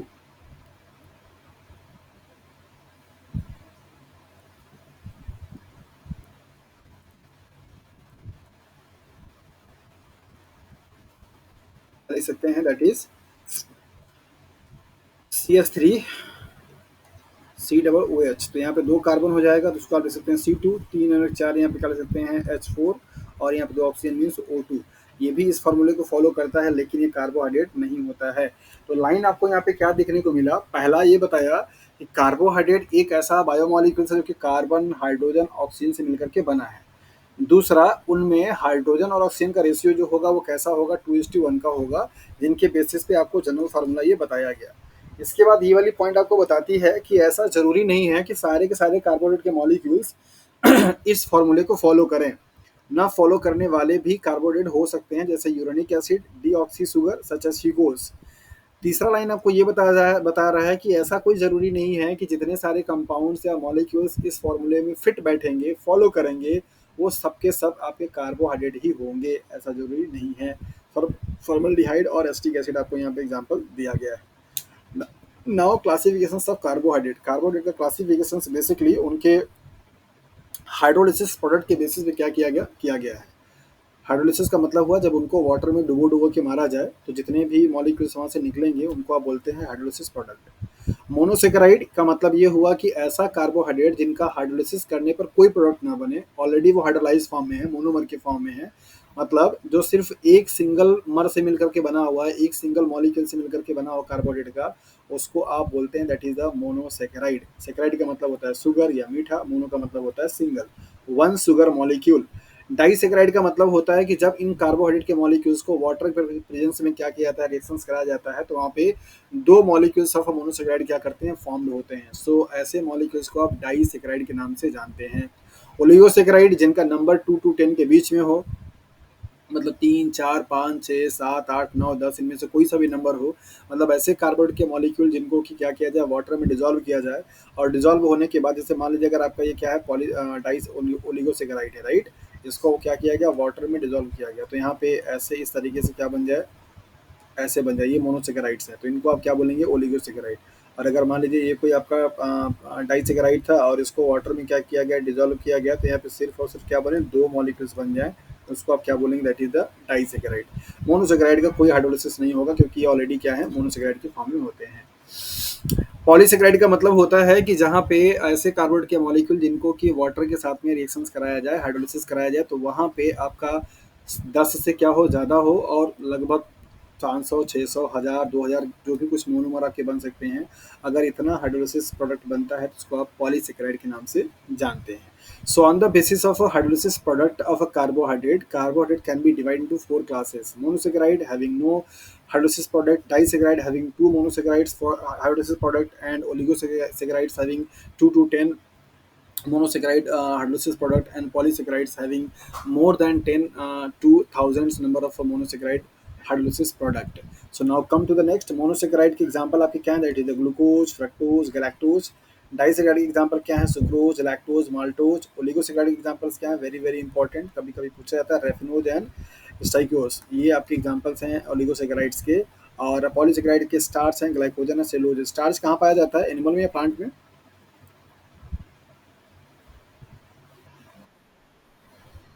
हाँ, क्या है, स्ट्रक्चरल पॉलीसेकेराइड या फंक्शनल?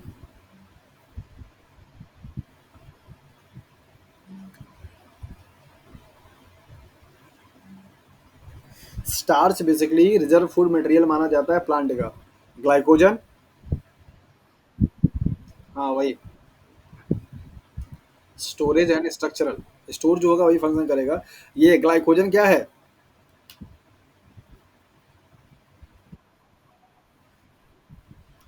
एनिमल के केस में। हमारी बॉडी में जो कार्बोहाइड्रेट स्टोर है किसके फॉर्म में, ग्लाइकोजन के फॉर्म में। और सेलुलोज क्या है, स्ट्रक्चरल पॉलीसेकेराइड है, प्लांट के सेल वॉल का मेन कंपोजिशन होता है सेलुलोज। ओके, सो ये था आपका classification on the basis of hydrolysis product of a carbohydrate molecule. So carbohydrate के मॉलिक्यूल्स का हाइड्रोलिसिस जब कराया जाएगा तो इस तरीके से आपके यहाँ पे बनेंगे, और उनके बेसिस पे क्लासिफिकेशन ये दिया गया। नेक्स्ट हम लोग यहाँ पे देखेंगे मोनोसेक्राइड के मॉलिक्यूल्स को। और मोनोसेक्राइड आपका सिंपलेस्ट फॉर्म ऑफ शुगर होते हैं, और सबसे मोस्ट बेसिक यूनिट मानी जाती है, from which all carbohydrates are build. जितने भी कार्बोहाइड्रेट के मॉलिक्यूल्स होंगे इन्हीं मोनोमर से मिलकर क्या होते हैं, बने होते हैं। They are usually colourless, water soluble and crystalline solid. Normally ये कलरलेस होते हैं, वाटर सॉल्युबल होते हैं, क्रिस्टलाइन सॉलिड होते हैं। Monosaccharide have their chemical formula CH2OX, where X is equal to और मोर देन 3 डीऑक्सीराइबोज के। यहाँ पे आपको बताया जा रहा है कि ये एक्स की वैल्यू या तो क्या होगी, इक्वल होगी, या तो क्या होगा, ज़्यादा होगा, किससे, 3 के। कभी भी कोई कोई भी मॉलिक्यूल कार्बोनेट का 2 कार्बन का या 1 कार्बन का नहीं हो सकता है। लोएस्ट जो कार्बन कंपाउंड होगा कार्बोनेट का, वो 3 कार्बन का कंपाउंड माना जाता है। Okay, so classifications based on the carbon number. Monosaccharide के मॉलिक्यूल्स को कार्बन के नंबर पे क्या किया, क्लासीफाई किया गया। ट्राइओस 3 कार्बन का, टेट्रोस 4 कार्बन का, पेंटोस 5 कार्बन का, हेक्सोस 6 कार्बन का, हेप्टोस 7 कार्बन का, and so on. Number of carbon के बेसिस पे मोनोसेक्राइड को फर्दर कैटेगरी में डिवाइड किया गया, ट्राइओस, Tedros, pentose, hexose, हेप्टोस, ऑक्टेस, मोनेज, एंडेक्टेस, etcetera. So number of carbon और name of the monosaccharides, aldehyde and ketone. आपका कार्बोनेट के मॉलिक्यूल्स के पास अभी आप आगे देखेंगे कि जो फंक्शनल ग्रुप होता है वो 2 कैटेगरी में डिवाइड होती है, एक तो एल्डिहाइड और एक क्या होता है, कीटोन। दैट इज भाई आप बोलते हैं कार्बोनेट को कि पॉलीहाइड्रोक्सी एल्डिहाइड और कीटोन। इनमें 3 ग्रुप होता है, एक तो आपका हाइड्रोक्सिल ग्रुप जो कि OH के फॉर्म में होता है, और एक इनका फंक्शनल ग्रुप होता है, या तो एल्डिहाइड होगा या तो क्या होगा, कीटोन होगा। तो एल्डिहाइड का फॉर्मूला क्या हो जाएगा, CHO। कीटोन का क्या हो जाएगा, C double bond O। Hydroxyl का क्या होगा, दैट इज OH। ये 3 ग्रुप आपको कार्बोनेट के स्ट्रक्चर में देखने को मिलेंगे। कार्बन का नंबर अगर 3 होगा तो उसको आप क्या बोलेंगे, ट्रायोज। और ट्रायोज में अगर वो एल्डिहाइड होगा तो क्या बोला जाएगा, ग्लिसरॉल्डिहाइड। और अगर आपका कीटोन होगा तो क्या बोलेंगे, डाई हाइड्रोक्सी एसीटोन। ये दोनों ही कंपाउंड आप लोग पढ़ करके आए हैं अपनी क्लासेस में, कहाँ पे कोई बताएगा?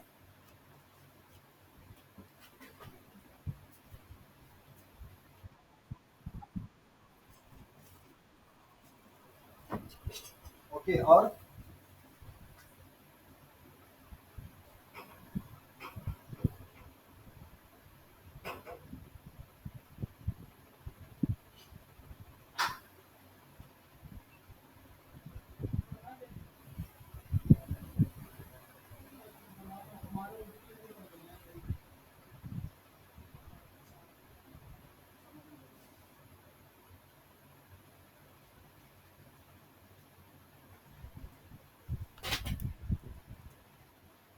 हेलो।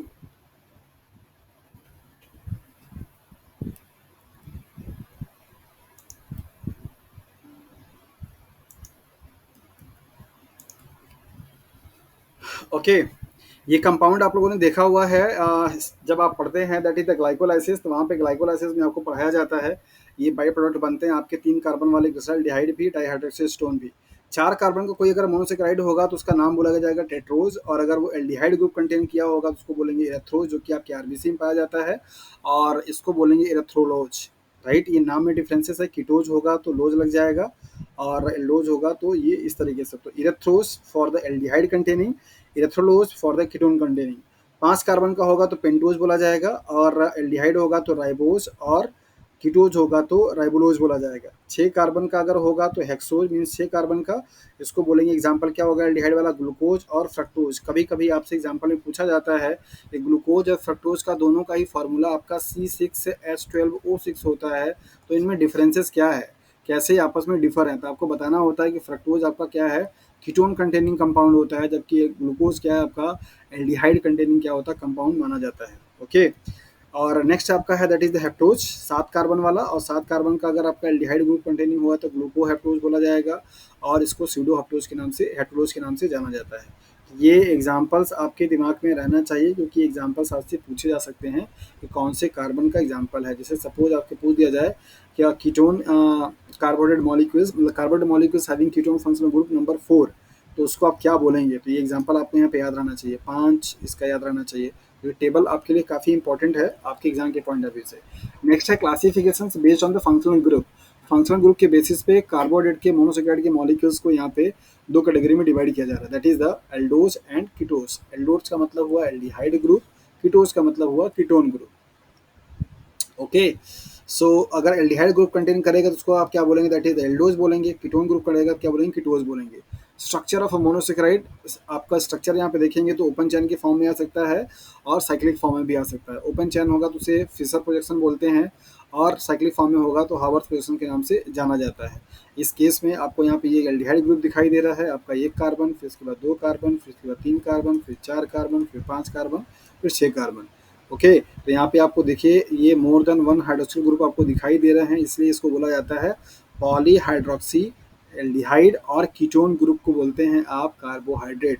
तो कार्बोहाइड्रेट को अगर आप केमिस्ट्री के टर्म में डिफाइन करते हैं तो आप बोलते हैं carbohydrate are the polyhydroxy aldehyde और कीटोनिक कंपाउंड। ओके, तो यहाँ पर आपने क्लासिफिकेशन देखा फंक्शनल ग्रुप के बेसिस पे, स्ट्रक्चर देखा आपने रिंग फॉर्म में, चेन फॉर्म में। रिंग फॉर्म में आपको ये दिखाया जा रहा है जहाँ पर आपका नंबरिंग यहाँ से हो जाएगा, means 1 carbon, 2 carbon, 3 carbon, 4 carbon, 5 carbon और 6 carbon.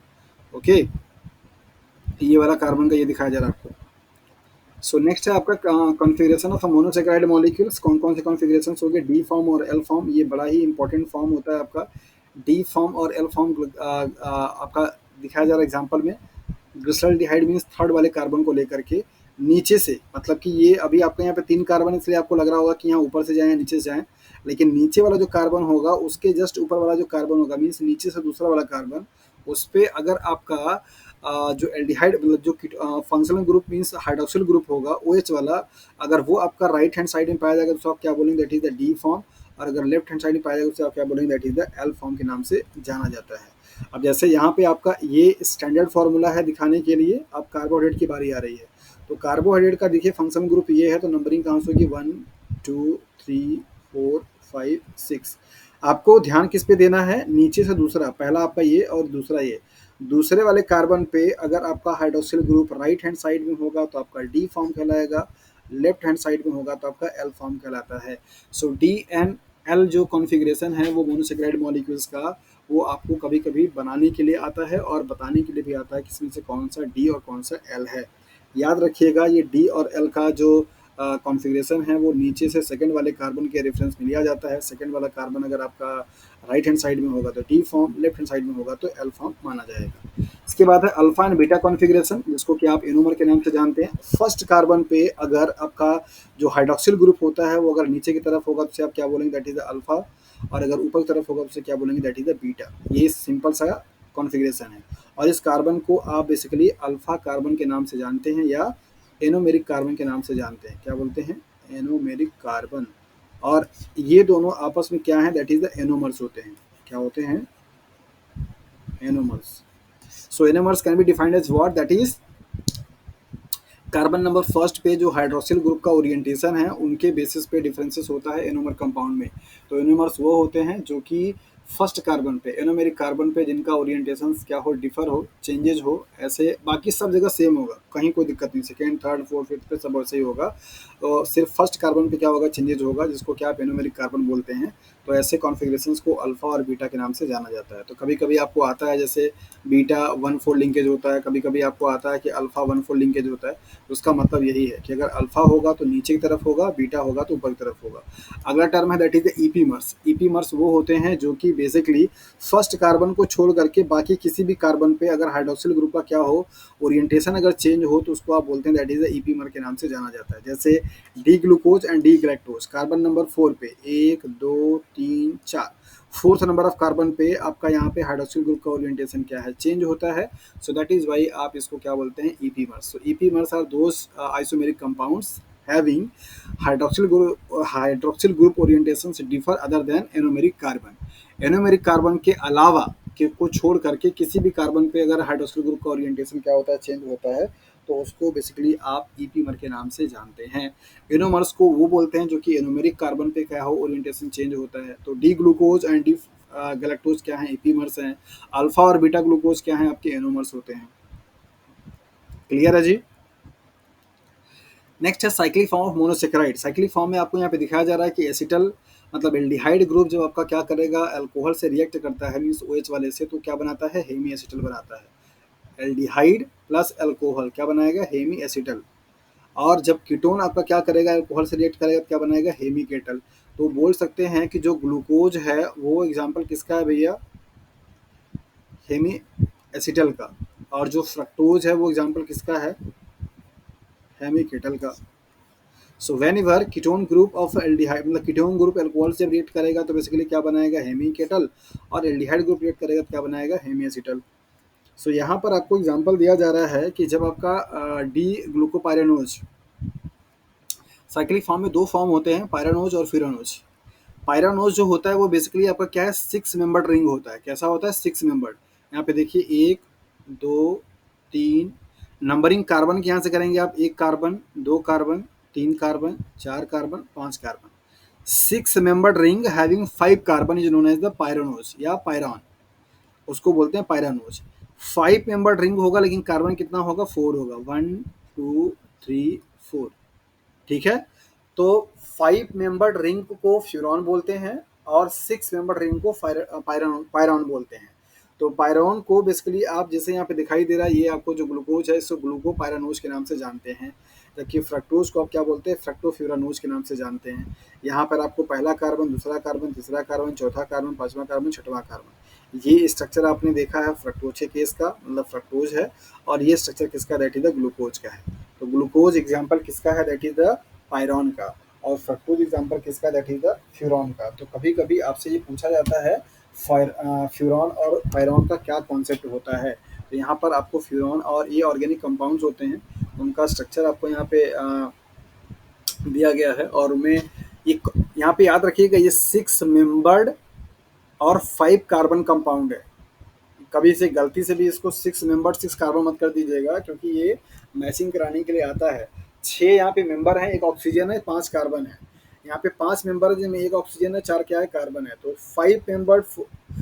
5 member ring, 4 carbon, 6 member ring और 5 कार्बन कंटेनिंग को आप फ्यूरॉन पायरॉन बोलेंगे और फ्यूरॉन बोलेंगे। तो ग्लूकोज क्या है, पायरॉन है। फ्रक्टोज क्या है, फ्यूरॉन है।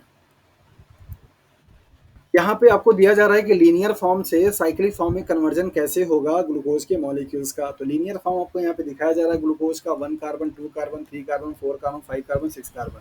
यहाँ पे आपको दिखाया जा रहा है कि जो फर्स्ट वाला कार्बन है और आपका जो फिफ्थ वाला कार्बन, मतलब ये फिफ्थ वाले कार्बन का हाइड्रोक्सिल ग्रुप फर्स्ट वाले कार्बन पे क्या करता है, अटैक करता है। और जैसे ही आपका ये अटैक करेगा तो यहाँ पे इसके ये हाइड्रोक्सिल ग्रुप, ये हाइड्रोजन निकल जाएगा, तो इसके बीच में और इसके बीच में क्या बनेगा, बॉन्ड बन जाएगा।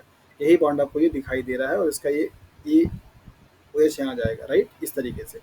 तो यहाँ पे आपको दिखाया जा रहा है कि अल्फा का फॉर्मेशन कैसे होगा, बीटा का फॉर्मेशन कैसे होगा। अल्फा तब बनेगा जब आपका क्या होगा, नीचे होगा। बीटा तब बनेगा जब क्या होगा, आपका ऊपर होगा। तो आपसे यहाँ पे समझने वाली बात क्या है, पूछा जाता है कि जब लीनियर फॉर्म से साइक्लिक फॉर्म बनता है तो कौन कौन से कार्बन के बीच में बॉन्ड बनता है। तो याद रखिएगा, नंबर फर्स्ट वाले कार्बन का आपका एल्डिहाइड का ये वाला कार्बन, फिफ्थ वाले कार्बन का हाइड्रोक्सिल, ये आपस में क्या करते हैं, यहाँ पे अटैक करते हैं, जाकर के यहाँ पे क्या बनेगा, बॉन्ड बन जाएगा। तो ये जो बॉन्ड बनेगा उससे आपका क्या होगा, साइक्लिक स्ट्रक्चर बन जाता है। तो लीनियर से साइक्लिक स्ट्रक्चर बनाने के लिए यही है, फिफ्थ नंबर कार्बन और वन नंबर कार्बन का आपस में क्या होता है, रिएक्शंस होते हैं। ओके, डेरिवेटिव्स ऑफ मोनोसेकेराइड्स, यहाँ पे कुछ डेरिवेटिव्स हैं जिसको आप नाम देते हैं ग्लाइकोसाइड्स। तो हेमी एसिटल एल्डिहाइड और कीटोन का नाम है, जिनमें आपको यहाँ पे देखने को मिल रहा है सुगर, अल्फा सुगर जिसको बोलते हैं, और अल्फा ग्लाइकोसाइड्स बोलते हैं। ये मोनोसेकेराइड्स होते हैं, कुछ डेरिवेटिव्स मतलब कि उनसे बनने वाले। तो जब आपको शुगर का यहाँ पे अल्कोहल के साथ में क्या किया है, रिएक्शंस करा दिया गया, तो क्या बना, दैट इज द ग्लाइकोसाइड्स बन गया, जो कि एक हेमी एसिटल का क्या है, एग्जाम्पल होता है। ओके, नेक्स्ट आपका डाइसेकेराइड। डाइसेकेराइड मॉलिक्यूल्स वो होंगे जो कि आपका हाइड्रोलिसिस कराने पर क्या हो, दो मॉलिक्यूल्स ऑफ मोनोसेकेराइड देते हैं, और दो मोनोसेकेराइड के मॉलिक्यूल आपस में जिस बॉन्ड से जुड़े होते हैं उनको ग्लाइकोसिडिक बॉन्ड के नाम से जाना जाता है। तो यहाँ पर आप एग्जांपल देख सकते हैं। लिखा है कि disaccharide sugar is a sugar formed when two monosaccharides are joined by glycosidic linkage. The joining of a monosaccharide into a double sugar happens by condensation reaction. ये रिएक्शंस का टाइप आपसे पूछा जाता है कि कौन से टाइप का कंडेंसेशन होगा। Condensation and dehydration. ऐसा डिहाइड्रेशन, क्योंकि यहाँ पे वाटर मॉलिक्यूल क्या होता है, रिलीज हो जाता है जब आपके दो मोनोसेकेराइड के मॉलिक्यूल क्या होते हैं, बनते हैं। So elimination of a water molecule from the functional group only. Functional group से क्या होकर रिएक्ट कर करके वाटर मॉलिक्यूल आपका निकलता है। So disaccharides are the simple sugar soluble in water. Disaccharides ऐसे होते हैं जो कि सिंपल सुगर होते हैं और वाटर में क्या होते हैं, सॉल्युबल होते हैं। एग्जाम्पल में सुक्रोज जो कि चीनी है, लैक्टोज जो कि आपका मिल्क में पाया जाता है, माल्टोज जो कि आपके चावल का जो माड़ होता है उसमें पाया जाता है, या फिर आपका जो जी मेज होता है जिसको पॉपकॉर्न बोलते हैं, वहाँ पे पाया जाता है, राइट। सो यहाँ पे हम लोग वन बाय वन इनका स्ट्रक्चर देखेंगे। यहाँ पे आपको मोनोसेकेराइड का डायग्राम दिखाया जा रहा है। मोनोसेकेराइड आपके दो मॉलिक्यूल है यहाँ पे, और इन दोनों मॉलिक्यूल्स के बीच में फंक्शनल ग्रुप का आपको ये दिखाया जा रहा है। इसका ओ एच और इसका एच मिलकर क्या करेगा, वाटर मॉलिक्यूल निकाल देगा, और इन दोनों के बीच में क्या होगा, ये बॉन्ड बन जाएगा। इसी बॉन्ड को आप क्या बोलते हैं, that is the glycosidic linkage के नाम से जानते हैं। अब ये ग्लाइकोसिडिक लिंकेज लिंकेज आपका दो कैटेगरी में डिवाइड हो सकता है, अल्फा और बीटा। डिपेंड करेगा कि ये कौन सा आपका फॉर्म है, मतलब कार्बन जो मोनोसेकेराइड के जो मॉलिक्यूल्स हैं वो कौन से स्टेट में है, अल्फा वाले में है या बीटा वाले में है, उनके ऊपर डिपेंड करेगा कि ये अल्फा लिंकेज होगा या बीटा लिंकेज होगा, राइट। जैसे अगर अभी मैं ये पूछूं, तो ये वाला जो मोनोसेकेराइड है वो कौन से फॉर्म में है, इसको जरा देख के बताइए तो।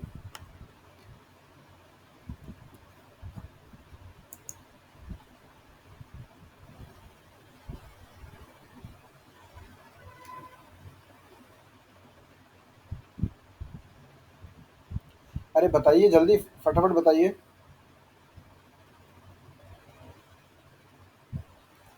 वो जो शुगर दिखाई दे रहा है वो अल्फा है कि बीटा है, पक्का। और कोई।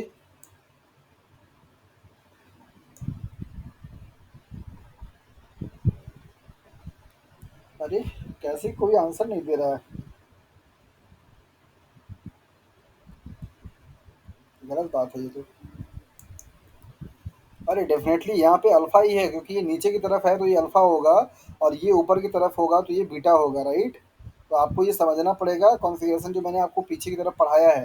तो डाइसेकेराइड का मॉलिक्यूल आपने यहाँ पे देख लिया, और डाइसेकेराइड के कुछ एग्जांपल यहाँ पे हैं जिनके बारे में आपको बहुत इंपॉर्टेंट इन्फॉर्मेशन है यहाँ पे।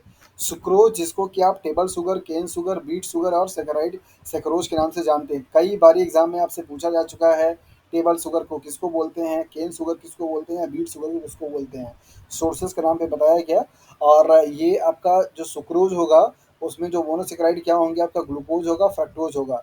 लिंकेज जो होगा alpha one and beta two के फॉर्म में होगा, मतलब ग्लूकोज ग्लूकोज जो होगा वो अल्फा वन के फॉर्म में होगा, और जो फ्रक्टोज होगा वो बीटा के फॉर्म में होगा, उसका सेकंड कार्बन। तो फर्स्ट कार्बन ग्लूकोज का, सेकंड कार्बन फ्रक्टोज का। लैक्टोज, जिसको कि आप मिल्क शुगर के नाम से जानते हैं, यहाँ पे दो एक मॉलिक्यूल आपका गैलेक्टोज का होगा, दूसरा मॉलिक्यूल क्या होगा, ग्लूकोज का होगा। लिंकेज कैसा होगा, β1 and 4, मतलब दोनों ही मॉलिक्यूल्स आपके बीटा कॉन्फ़िगरेशन में होंगे। एक मॉलिक्यूल का फर्स्ट कार्बन दूसरे वाले मॉलिक्यूल का फोर्थ कार्बन के बीच में रिएक्शन होगा। माल्टोज, जिसको कि आप माल्ट शुगर के नाम से जानते हैं, इनमें दोनों ही मॉलिक्यूल्स क्या होंगे, आपके ग्लूकोज ग्लूकोज होंगे, और इनमें लिंकेज कैसा होगा, अल्फा होगा, मतलब ये भी ग्लूकोज आपका अल्फा फॉर्म में होगा, ये भी कैसा होगा, अल्फा फॉर्म में होगा। जबकि यहाँ पे क्या होगा आपका बीटा, यहाँ पे भी क्या होगा आपका बीटा, यहाँ पे जबकि आपका अल्फा, और यहाँ पे क्या होगा बीटा। तो इस तरीके से लिंकेज है। ट्रेहलोस जो कि आपका ग्लूकोज ग्लूकोज से है, यहाँ पे अल्फा 1 और अल्फा 1 का है। बड़ा यूनिक काइंड का ये इंटरेक्शन होता है, लिंकेज होता है। मतलब पहले वाले ग्लूकोज का भी पहला कार्बन, दूसरे वाले का ग्लूकोज का भी पहला कार्बन, और दोनों ही आपके अल्फा अल्फा कॉन्फ़िगरेशंस में है। सेलोबियोज जो कि ग्लूकोज ग्लूकोज का है, β1 and 4 का। एंड कीटोबियोज जो कि आपका ग्लूकोसामाइन का और ग्लूकोसामाइन दोनों का है, जो कि β1 and 4 का है। तो ये आपके कुछ डाइसेकेराइड्स के एग्जाम्पल हैं, जो कि आपको लिंकेज बहुत ज़्यादा पूछे जाते हैं हर एग्जाम में। लिंकेज आपको क्या करना होगा, याद रखना पड़ेगा।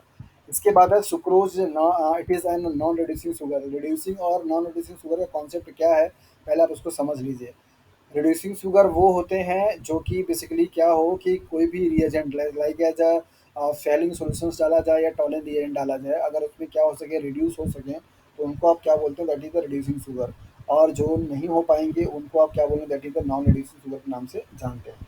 तो सुक्रोज एक क्या है, आपका नॉन रिड्यूसिंग शुगर कैटेगरी में आता है, क्योंकि इसके पास फ्री फॉर्म में हाइड्रोक्सिल या कीटोन ग्रुप प्रेजेंट नहीं होता है। दैट इज़ वाई ये फेलिंग और टॉलन रिएजेंट को रिड्यूस नहीं कर पाता है। So glucose exists predominantly as a mixture of alpha and beta pyranose anomers, but sucrose has only the alpha form। ये बहुत ही इंपॉर्टेंट लाइन है। यहाँ पे आपको बताया जा रहा है कि ये जो सुक्रोज है, ये दो मोनोमर से मिलकर के बना हुआ है। कौन कौन, ग्लूकोज। यहाँ पे आपको बताया जा रहा है कि ग्लूकोज और फ्रक्टोज, ग्लूकोज का जो एग्जिस्ट करने वाला फॉर्म है वो कौन कौन सा है, अल्फा और बीटा पायरोनोज के फॉर्म में पाया जाता है, एनोमर्स के फॉर्म में। लेकिन सुक्रोज के पास जो फॉर्म है सिर्फ कैसा, दैट इज द अल्फा होता है, वहाँ पे बीटा कॉन्फ़िगरेशन नहीं होता है। Fructose exists as a mixture of a 5 tautomer, but sucrose has only the beta D fructofuranose form। यहाँ पे आपको बताया जा रहा है कि फ्रक्टोज जो हो सकता है वो 5 डिफरेंट टाउटोमर फॉर्म में एग्जिस्ट कर सकता है। टाउटोमर एक आइसोमर का टाइप होता है, जिसमें आपको बताया जाता है कि ये उनका फंक्शनल ग्रुप सेम रहेगा, लेकिन ओरिएंटेशन क्या होती है, चेंज हो जाती है। तो ग्लूकोज के लिए स्टेटमेंट दिया गया कि ग्लूकोज दो फॉर्म में पाया जा सकता है, अल्फा और बीटा में, लेकिन सुक्रोज जो होगा सिर्फ क्या होगा, अल्फा फॉर्म में होगा। फ्रक्टोज के लिए बताया गया कि सिर्फ यहाँ फ्रक्टोज के पास क्या 5 डिफरेंट ऑटोमर्स होते हैं, लेकिन सुक्रोज जो होता है वो सिर्फ और सिर्फ बीटा डी फ्रक्टोफ्यूरनोज की फॉर्म में क्या होता है, पाया जाता है। Okay, glycosidic bond in sucrose is found between the reducing end of both glucose and fructose, and not between the reducing end of one and the non-reducing of reducing of another one. So that is why ये आपके क्या होंगे, non reducing sugar की category में आते हैं। Statement ये आपको क्या बता रहा है, रिड्यूसिंग शुगर का मतलब होता है कि ऐसे मॉलिक्यूल जिनके पास क्या हो, फ्री एल्डिहाइड और फ्री कीटोन ग्रुप क्या हो, प्रेजेंट हो। अगर होगा तो उनको आप क्या बोलेंगे, रिड्यूसिंग शुगर बोलेंगे।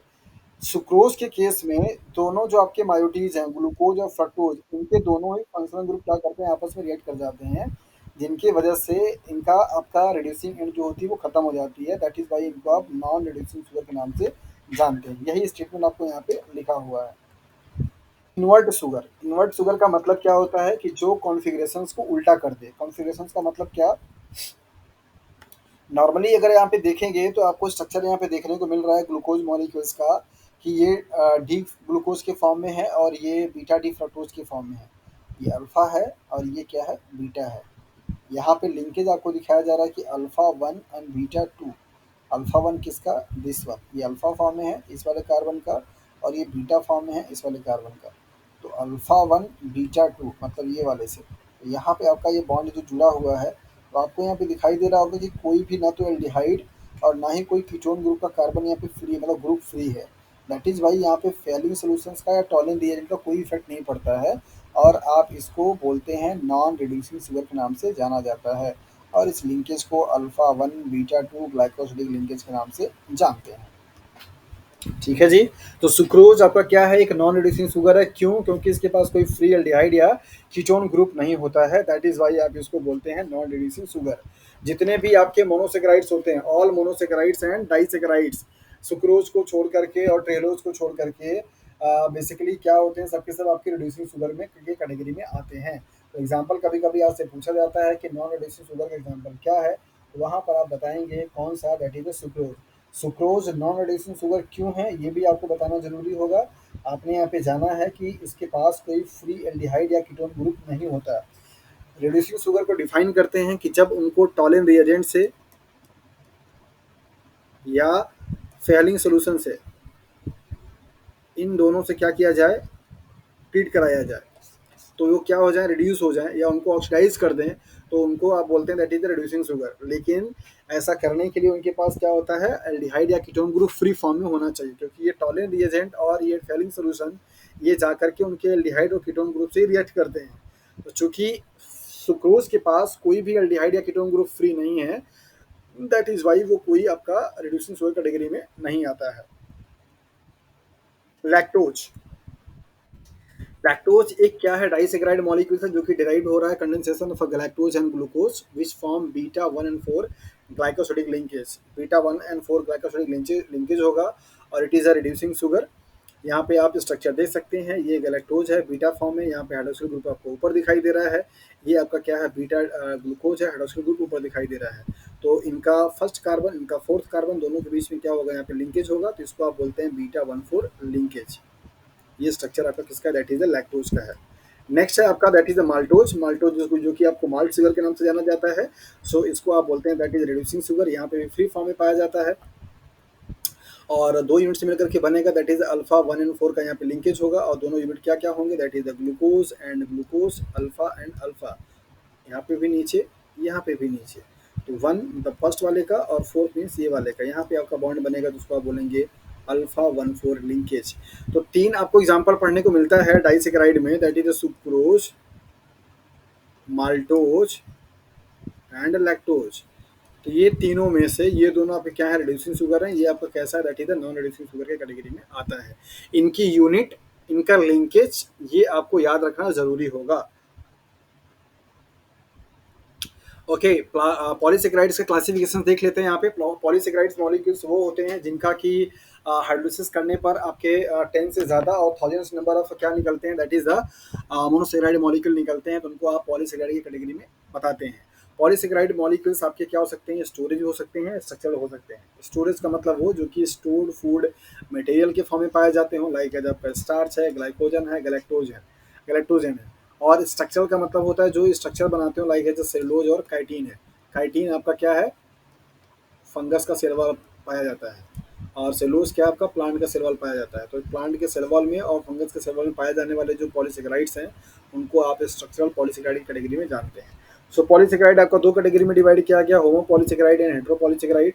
और होमो पॉलीसेकेराइड्स को स्टोरेज एंड स्ट्रक्चरल, और स्टोरेज वाले में आपको दिया गया एनिमल में ग्लाइकोजन और प्लांट में स्टार्च, स्ट्रक्चरल में प्लांट में आपका सेलुलोज, एनिमल में काइटिन। काइटिन का मतलब और भी आपके जैसे लाइक है जो आर्थ्रोपोड्स होते हैं उनकी जो मेम्ब्रेन होती है उनसे मिलकर के बनी होती है, मतलब स्केलेटन जो होता है। हेट्रो में आपको यहाँ पे दिया गया है जीएचएस मीन्स जिनमें कि क्वाड्रोकाइंड सल्फेट, मतलब डेरिवेटिव्स होते हैं वहाँ पे आपके सल्फर कंटेनिंग या फिर आपके नाइट्रोजन कंटेनिंग ग्लूकोज मॉलिक्यूल्स को आप बोलते हैं। होमो का मतलब होता है जिसमें सिर्फ और सिर्फ कार्बोनेट के मायोटीज हो। हेट्रो का मतलब होता है कार्बोनेट के साथ साथ में कोई दूसरा मॉलिक्यूल्स भी क्या हुआ लगा हुआ हो तो उसको आप हेट्रो बोलते हैं। तो ये है आपके पॉलीसेकेराइड का क्लासिफिकेशन। और लो, आज के लिए इतना काफ़ी है या फिर अभी आगे कंटिन्यू करें।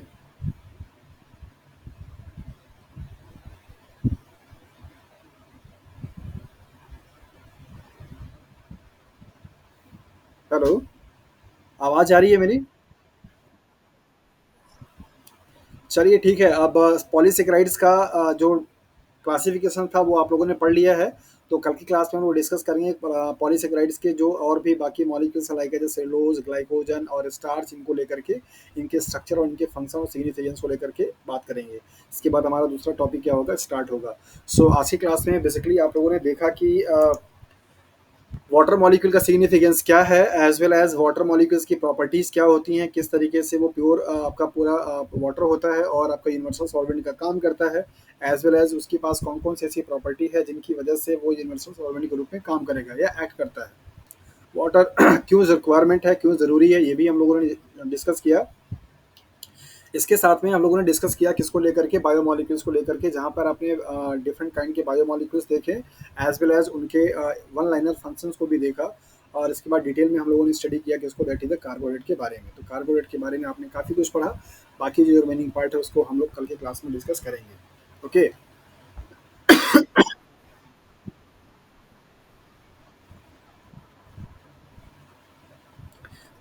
आपके पास ये पीडीएफ जाएगी, उस पीडीएफ में आप देखेंगे कि जो आपका माल्टोज होगा और लैक्टोज होगा उसमें आपको दोनों कार्बन के, दोनों जो आपके ग्लूकोज मॉलिक्यूल्स हैं या मोनोसेकेराइड मॉलिक्यूल्स हैं उनमें आपको एल्डिहाइड और एल्डिहाइड अगर है तो एल्डिहाइड, या कीटोन है तो कीटोन, वो फ्री फॉर्म में दिखेगा। फ्री फॉर्म का मतलब होता है वो बॉन्ड न बनाया हो।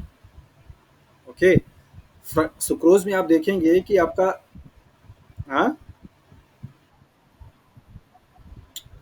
अरे पगलू, यहाँ पे देखो, यहाँ पे ये स्ट्रक्चर है, ये इसका फर्स्ट कार्बन है, ये इसका एल्डिहाइड ग्रुप है, ये इसका फर्स्ट कार्बन है, ये इसका एल्डिहाइड ग्रुप है। राइट। लिंकेज किसके किसके बीच में हुआ, फर्स्ट एंड फोर्थ के। तो इसका तो बीजी रहा लेकिन इसका ये क्या है, फ्री है। अब इस पे आपका टॉलेन रिएजेंट्स या फेलिंग सोल्यूशन आकर क्या करेगा, काम कर पाएगा। तो ऐसे मॉलिक्यूल्स जिनके पास आपका क्या हो, एल्डिहाइड या कीटोन ग्रुप फ्री फॉर्म में हो, फ्री हो रिएक्ट करने के लिए टॉलिन रिएजेंट से या फिर आपका फेलिंग सोल्यूशन से, तो उसको आप बोलते हैं that is a reducing sugar. Sucrose के केस में देखें,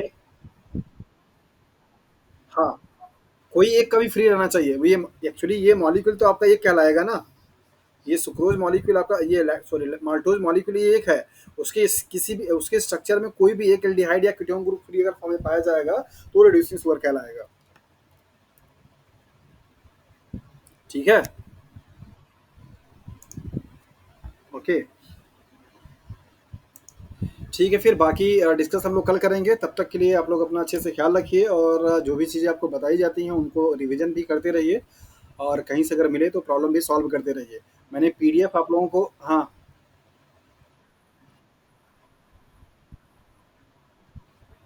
बहुत ज़्यादा कार्बोहाइड्रेट से कोई चीज़ अगर आपकी आती है तो वो लिंकेज और मोनोसेक्राइड्स के मॉलिक्यूल्स उनको बनाने के लिए देता है। और आप जो एग्ज़ाम की तैयारी कर रहे हैं ना उनमें तो प्रॉपर है कि ये आपको डायग्राम बनाने के दे सकता है किसका, सुक्रोज का, माल्टोज का और या लैक्टोज का। आएगा कि नहीं ये तो मैं नहीं कह पाऊंगा, लेकिन ये एग्जांपल्स आपके लिए बहुत इंपॉर्टेंट है। आप किसी भी कॉम्पिटेटिव एग्जाम्स में अगर जाएंगे तो आपको कार्बोडेट में अगर पढ़ना है तो ये सारे एग्जांपल्स बहुत इंपॉर्टेंट होते हैं, उनका लिंकेज दिखाना और उनके मोनोमर के यूनिट दिखाना। सीएसआईआर के बच्चों के लिए तो ज़्यादा इंपॉर्टेंट है, क्योंकि यहाँ से सवाल उनका बनता है हमेशा पार्ट बी में।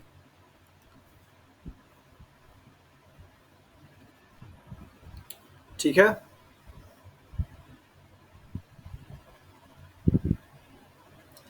आज काफ़ी आप लोग शांत शांत से रहे, मतलब कि क्लास में कई बारी मैंने कोई चीज़ पूछा तो आप लोग बताया नहीं। मतलब आप लोग ज्वाइन करके हैं यहाँ पे या फिर कहीं मूव कर गए हैं।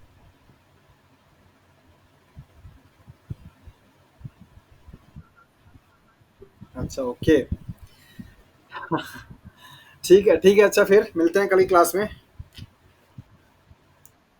Okay, good night. Good night to all.